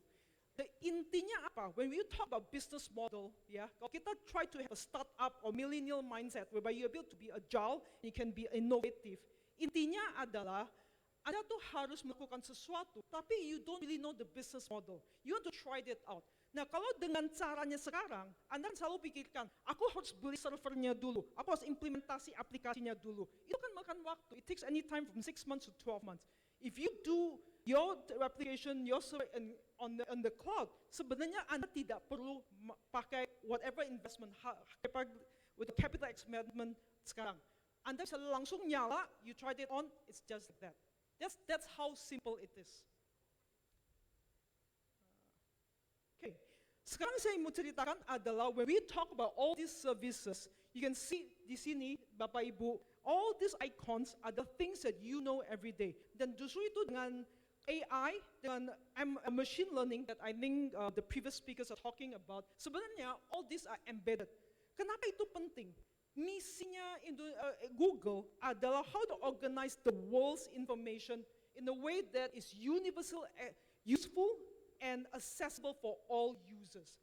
Ada satu hal yang saya mau ceritakan yang sangat menarik. Di Google, kita bukan bicara tentang user untuk sekian top percent. Kita bicara the top 100 customers, 1,000 customers. We talk about providing access to users across the world, over billion users. Di Google, ada sesuatu yang menarik in the end adalah next billion user. We are talking about bringing technology to the next billion users across the world.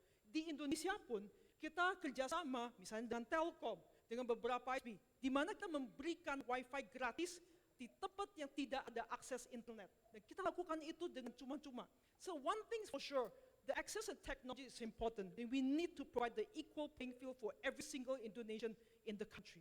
That's very important. That's only for individuals. We talk about schools, we talk about companies like Pertamina.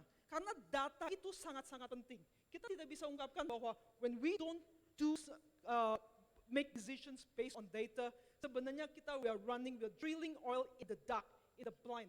Bagaimana Google bisa membantu Pertamina dan rekan-rekan di sini semua to use the technology, to use the analytics to make sure that you're making the right decision. Di sini, what's most critical is this.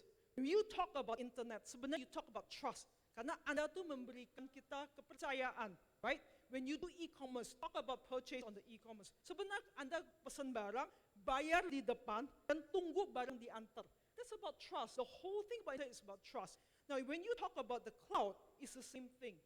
Pada saat kita bicara cloud, we talk about security. Bagaimana saya bisa menjamin bahwa data itu tidak ada leakage?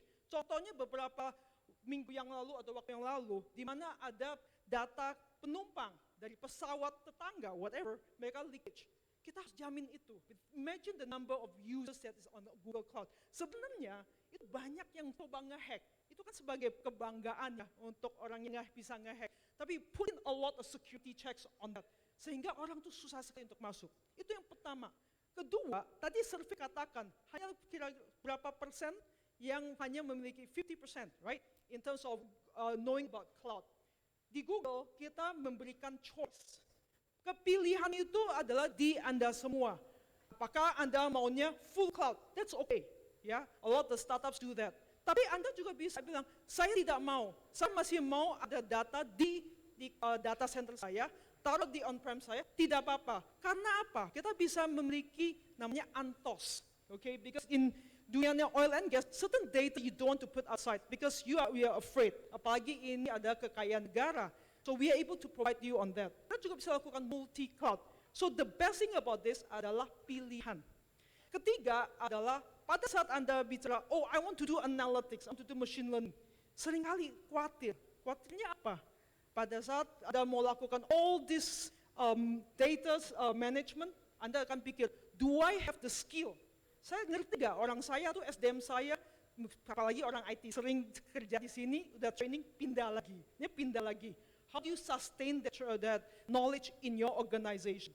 Kalau dengan ini, is actually we manage it for you. We don't have to do it at all. Paling penting adalah, you have the data, we will run it for you. That's what all the startups are doing. They don't manage it. Paling penting business modelnya, because that's the core business. Dan keempat adalah, that's why we talk about AI and machine in everything. Kalau kita bicara tentang AI and machine learning, sebenarnya di Google kita sudah lakukan itu dari awal.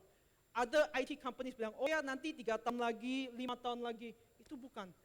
Mungkin teman-teman kan sudah pakai Gmail, yang dimana pada saat Anda jawab, kan sudah ada kan jawaban yang disarankan. Bisa yes, no, or maybe. Stuff like that. It helps you in the efficiency. Dan kelima, when you work with Google, we talk about the culture of innovation. Based on BCG's latest report, we are the most innovative company in the world.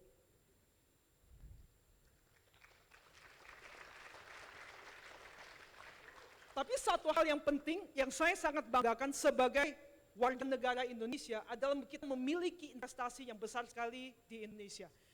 We want to bring all the things I talk about, the culture of innovation, the AI and machine learning in Indonesia. So ini kita tampilkan di sini adalah kita akan bangun cloud region di Jakarta, dan saya nggak boleh ngomong lokasinya apa, kan it's very confidential, ya. Tapi yang pentingnya adalah kita bisa mensajikan service yang Anda inginkan. When you talk about big data, cloud computing, dan sebagainya, you're able to do it here. You can do as what the startups do, so fast. Nggak perlu tunggu 6 bulan setahun. You don't need to do that, karena the time is clicking very, very fast, okay?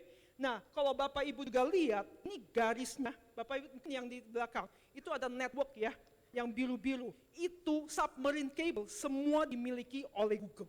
So we are not talking about hardware only, kita bicara tentang cable.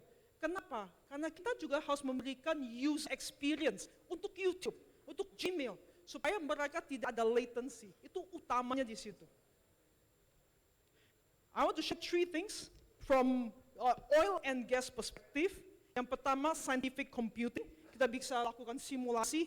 Anda juga tahu bahwa the legacy for Google sebenarnya data.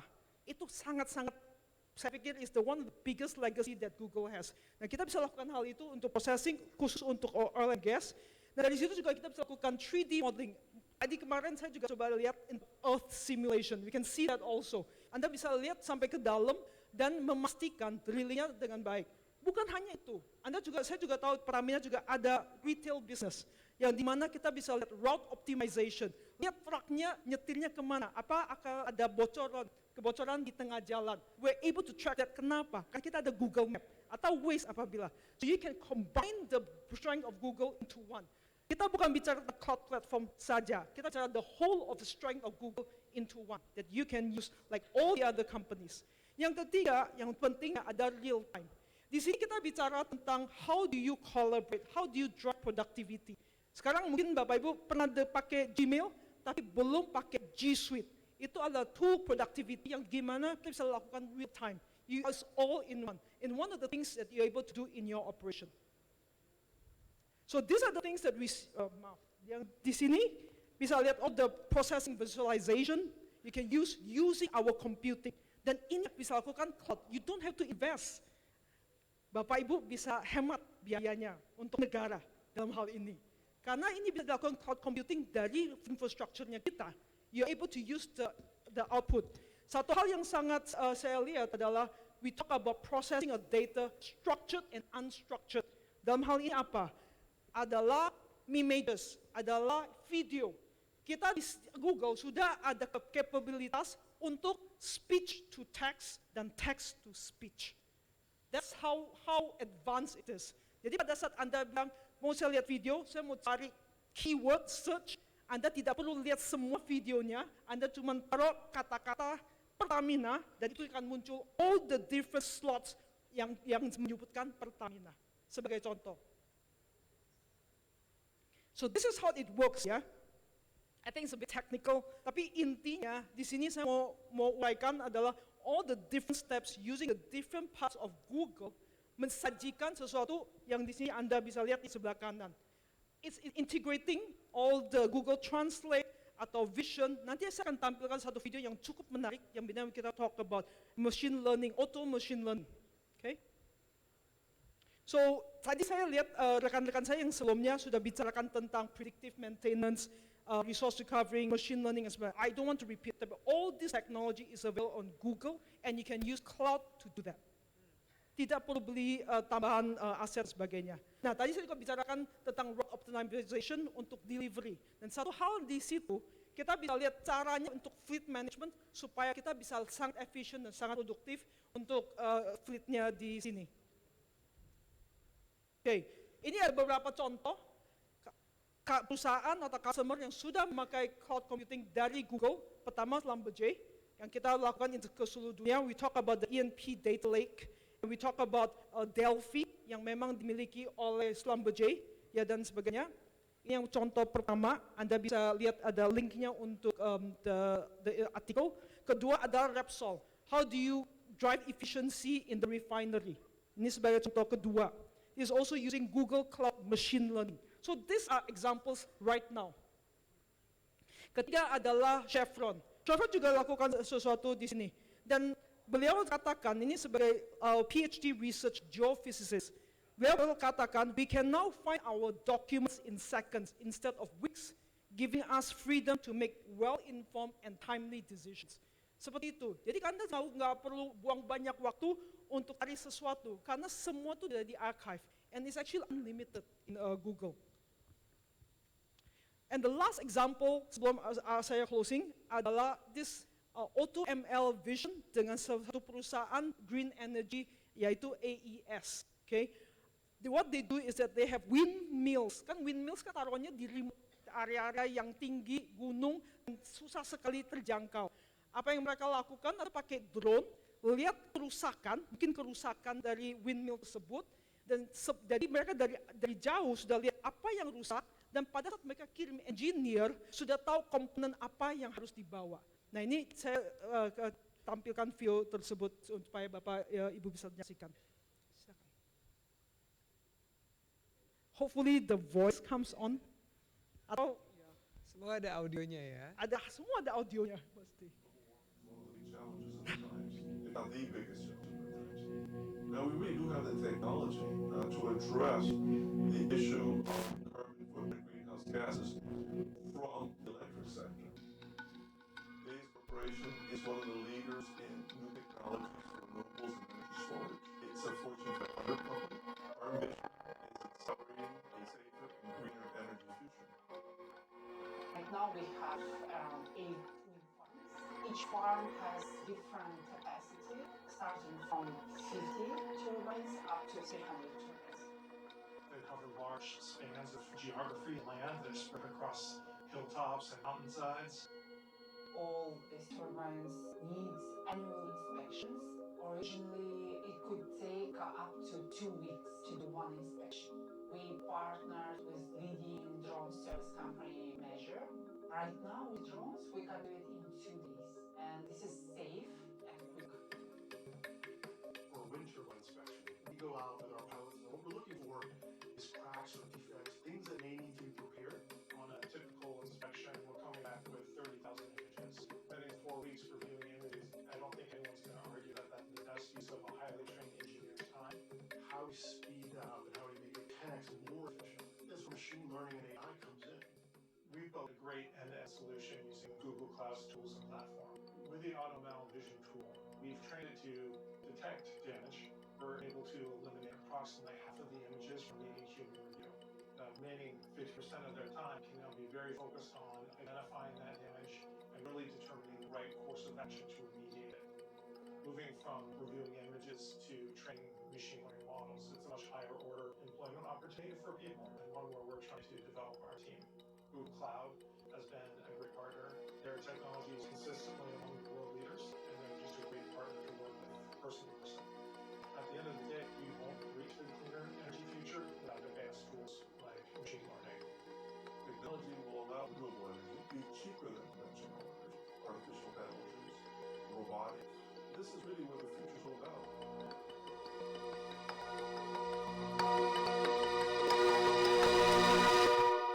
Oke, terima kasih. Selamat sore. Terima kasih Ibu Megawaty, very interesting tadi presentasi yang menarik sekali. Sebenarnya kalau dilihat dari penjelasan Ibu ya, kayaknya saya tahu nih motonya Google itu adalah palu gada. No, actually, whatever you want we can provide gitu ya Bu ya.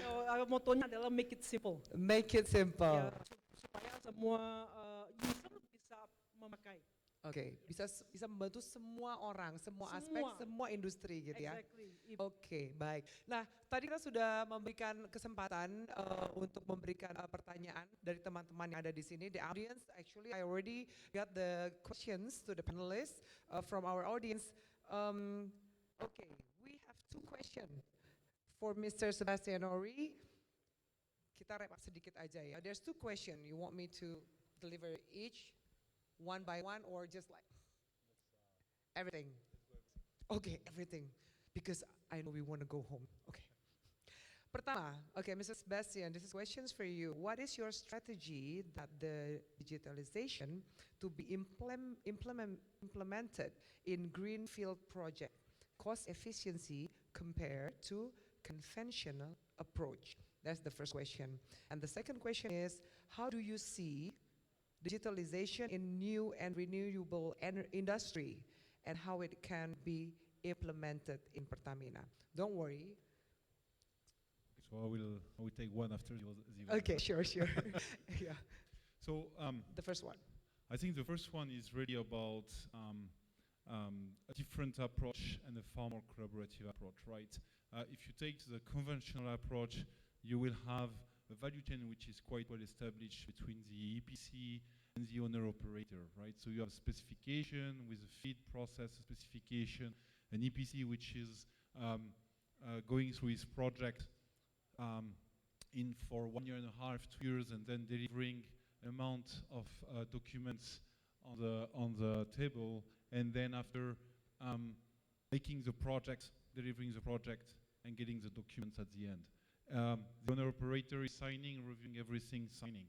So which means that 2 things. The first one, this has been done on a kind of silo mode. The second one, at certain point, the clarification, the validation come at the end, right? The technology, what is changing is actually, the number one change is around cloud. And the ability for the EPC and the owner-operator to be in a far more intimate ways.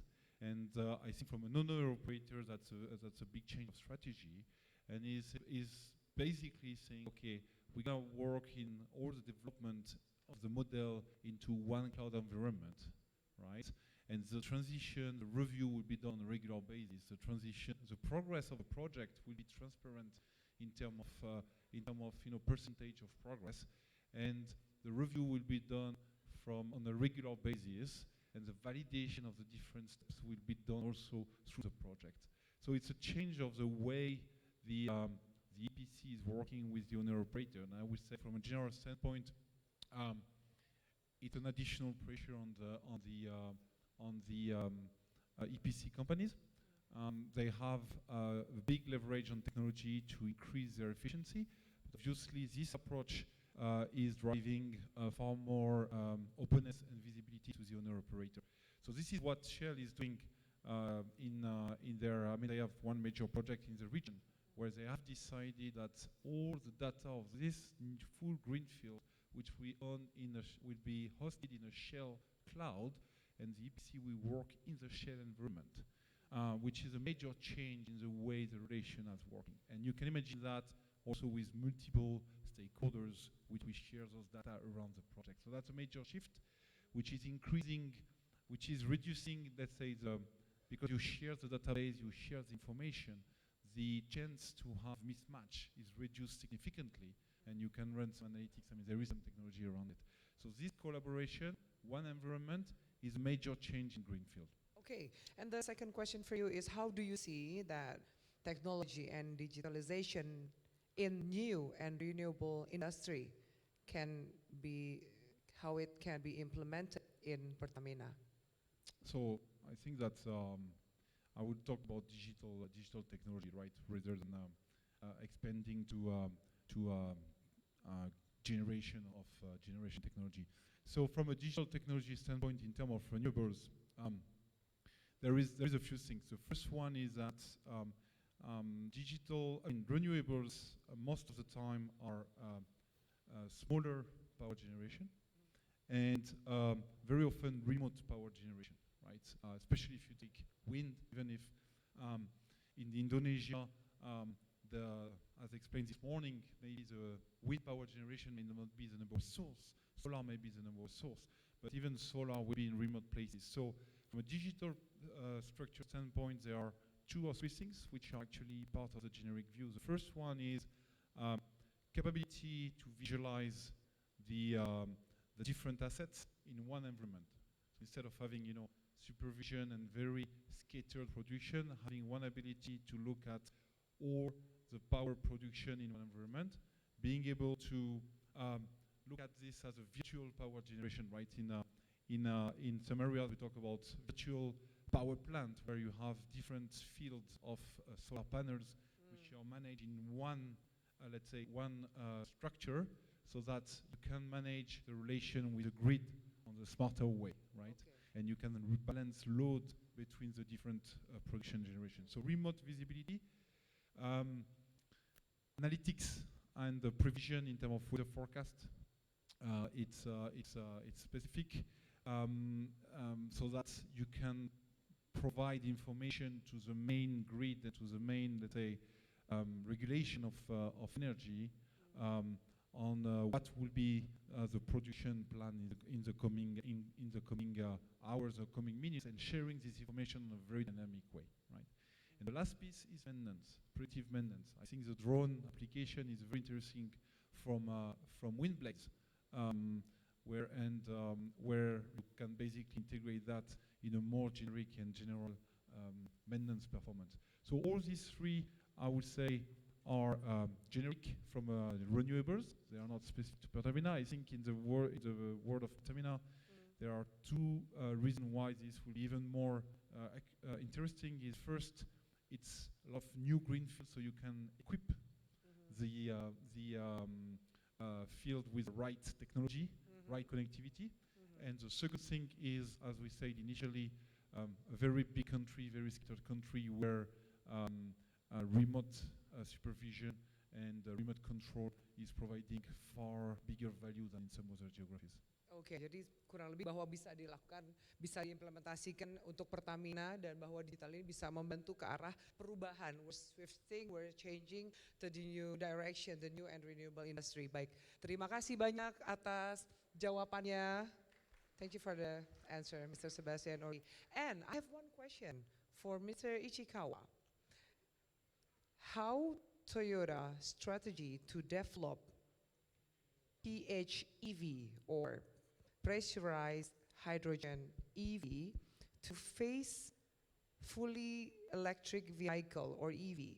Why Toyota optimistic that PHEV will win in the future? Menarik sekali loh pertanyaannya. As I mentioned in my presentation, we are developing all the technology, not only hybrid, plug-in hybrid, battery B. Battery B, we already launched or disclosed in China last week or beginning of this week, and a fuel cell electric vehicle, of course. The reason why we take all technology, we develop all technology at the same time, is we don't know what technology can be accepted widely by the customer. We Toyota always have been saying that environmental technology or vehicle can only have truly positive effect on the environment when customers accept. Without widespread use of the technology by the customer, even if we only develop and offer good technology, it doesn't have any effect for the society. So to accept customers' acceptance, depending on the market, depending on the status of energy supply, we will try to. Anyway, we will try all the technology. That is our strategy. Okay, following the question, I already have, I prepared this question for you based on your presentation. What is the push factor to support the goodwill to make zero carbon emission campaign if the country still have a big dependency to fossil fuels? Ibu Megawaty ketawa-tawa tuh dengar pertanyaan. Even with our strategy or target of the environmental challenge 2050, what we are saying is, anyway, we will introduce variety of electrified vehicle, including hybrid vehicle, plug-in hybrid vehicle. Those two types still have engines. They need liquid fuel.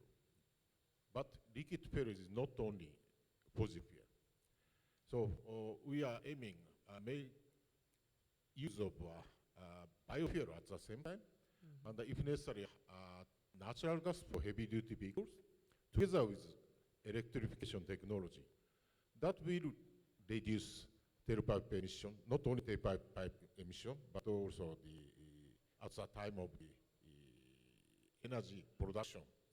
Then finally, we will be able to achieve a 90% reduction of the CO2 emission by our new vehicle. Not only our vehicle technology itself, type of the fuel which are going to be used by our new technology. That is important, we believe. Oke, baik. Terima kasih. Intinya kita harus catch up lah ya, bahwa kita nggak bisa selamanya bergantung pada bahan bakar berbasiskan fosil. Oke, baik. Dua pertanyaan untuk Ibu Megawaty. Yang pertama adalah, oke, mungkin ya satu-satu ya, karena pertanyaan agak panjang. The first question for you is, what is the main strategy Google Cloud as one of technology device for supporting green energy improvement tools? Okay. Especially for green energy. Yes. Okay.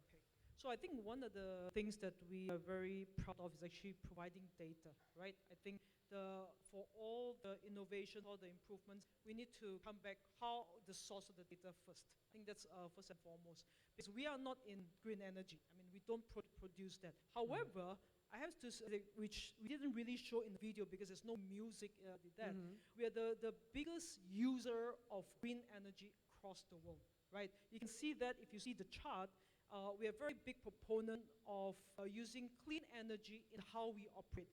And that's a very big deal for us, because when we build out all the data centers and stuff, we make sure that the way that we run the technology, the way that we use the equipment, it's all to the standards of how we want to be compliant. But I think we're doing even much more than that. But having said that, in terms of using the technology, because we are, I would say that if you go back to the vision that we have, organizing the world's information so that it can be universally accessible and for everybody, for all the users. One thing in terms of trying to drive the technology is to go back using the data, see where there's a heat map, see how we're able to analyze the usage, people, the locations. We're able to combine all that, and then we're able to drive the solutions and the recommendations for people. I think that's one thing, because I think all the decisions that we make, I think we need to make decisions based on data. And that's what we're able to help companies like Pertamina or other companies to drive that move, so that we're able to have a much better place for all of us and for our children. Oke, jadi bukan yang utama sebenarnya, tapi bisa menjadi support untuk tujuan itu sendiri ya. Yes. Oke, baik. Second question for you, Ibu Megawaty. What do you think is the most important driving factor of digitalization in a company? I repeat, what do you think is the most important driving factor of digitalization in a company, since the most challenging one will be the scattered raw data? Scattered raw data? Yes. Okay. I think there are a couple of things if I can share. I think for all our experiences working with especially enterprise customers, enterprise companies, the first and foremost is the leadership willpower. Okay, everything runs for the top. That's one, right? Whereby if leadership says and put in a strong strategy and mission for the people have to follow. That's one. However, we also think leadership should be collaborative, should be teamwork, allowing people to work together. And it's not about this culture, but it's also the tools that they use. Allowing people to share ideas, and by sharing that, in fact, then you'll be able to drive the strategy or the digital transformation required. I want to stress that digital transformation is not about technology. A lot of people thought it's just, oh, I buy a lot of high and expensive technology, digital transformation happens. It is not. I want to stress again. It's really the mindset of the leadership driving the changes and making sure that everybody is able to move towards the right direction, providing the tool to allow people to be productive and collaborate together. I want to give an example which is actually very unique in Google. As you all know, Google provides freemiums. And everybody is like, wow, because of the movie, right, the internship. But there's actually a story why that happens. So in Google, we're very fortunate. Google provides breakfast, lunch, and snacks, and sometimes TGIF. The main reason is not to provide good food. That's besides the point. The point is to allow people to sit together, network, and talk. When you talk, and then you will have opportunities to think of ideas. What we in Google we stress for is 10x. We don't look for 10%, 20% increase. We look for 1,000% increase. That's why it's called the moonshot. And this sort of collaboration, and together with the transformation of a company, that is what makes things happen. So you need to have that kind of collaborative spirit and to provide that tool allowing people to do so and have that conversation. In Google, it's very flat. Every single week, we have CEO globally, Sundar, talks to everybody in a video conference. So the digital transformation is that. It's a mindset that can be possible if we drive the right culture of openness and collaboration. Okay, very interesting. That's what important to do the shifting in this digital world. Okay, you want to emphasize a bit from based on the answers? Yeah, I think that's there is a very interesting point, because it's coming very often in the discussion we have with executive around digital transformation, right? And the question is about the challenge is about data, raw data availability, is about legacy system, is about, so that will be the first things that people will think about. From a technology supplier standpoint, and the answer is absolutely aligned with what we think and we see. The technology today is ahead of people, right? That's not only from business, that's in day-to-day life, right? We cannot cope with the speed of technology. And the same for an enterprise, for a company, right? The major roadblocks or the major challenge is about leadership and about ability to drive the change.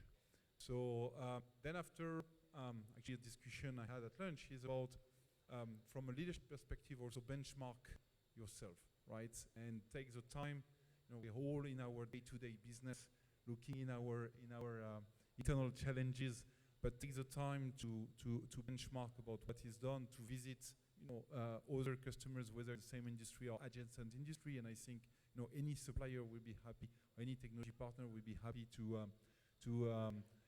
try to arrange such visit. But benchmark yourself with adjacent industry, understand how they are driving that. I think it's a great inspiration from a management perspective. And the key message is, I never found in the last 2 or 3 years the challenge being the technical challenge. Oke, thank you so much. Terima kasih banyak untuk semua panelis. Kita beri applause yang luar biasa. I write down some conclusion here. We know that technology has never been put as a cost, but as an investment for a long run, as it is what defines us. And let's make our efforts count, keep on dreaming, keep on developing, and keep on growing because we are on the same spirit. Let's do the extra miles to make a sustainable energy at site. And thank you so much for the panelists. There will be some tokens that from Pertamina for you before we end our session. PT Pertamina Persero would like to thank you for your time by giving you tokens from Pertamina Energy Forum 2019, and I would like to invite Ibu Emma Sri Martini, the Finance Director of PT Pertamina Persero, to grant the token for each panelist. Silakan berdiri di depan. Oke. Jadi ini karikaturnya yang dikasih. Thank you so much for your time. Very interesting discussion for this afternoon.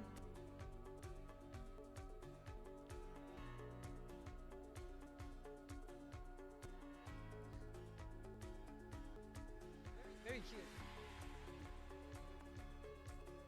Very nice. Oke. Terima kasih, dan satu lagi, ini jangan salah lukis Megawaty ya. Terima kasih banyak. Oke, boleh kita berfoto bersama? Can we make a picture together with all panelists? Iya, silakan Ibu di depan, di tengah. Oke, baik.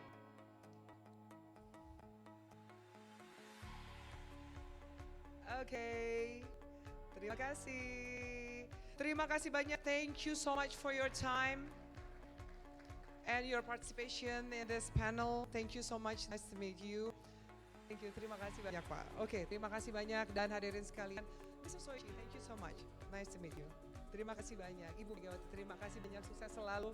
Baik, terima kasih. Oke, seru banget. Dan sebenarnya saya nggak mau pesimis karena kemudian digital itu ngebantu kita untuk bisa menjadi pihak yang lebih produktif dan lain-lain. Saya akan kembalikan ke MC yang cantik. Silahkan.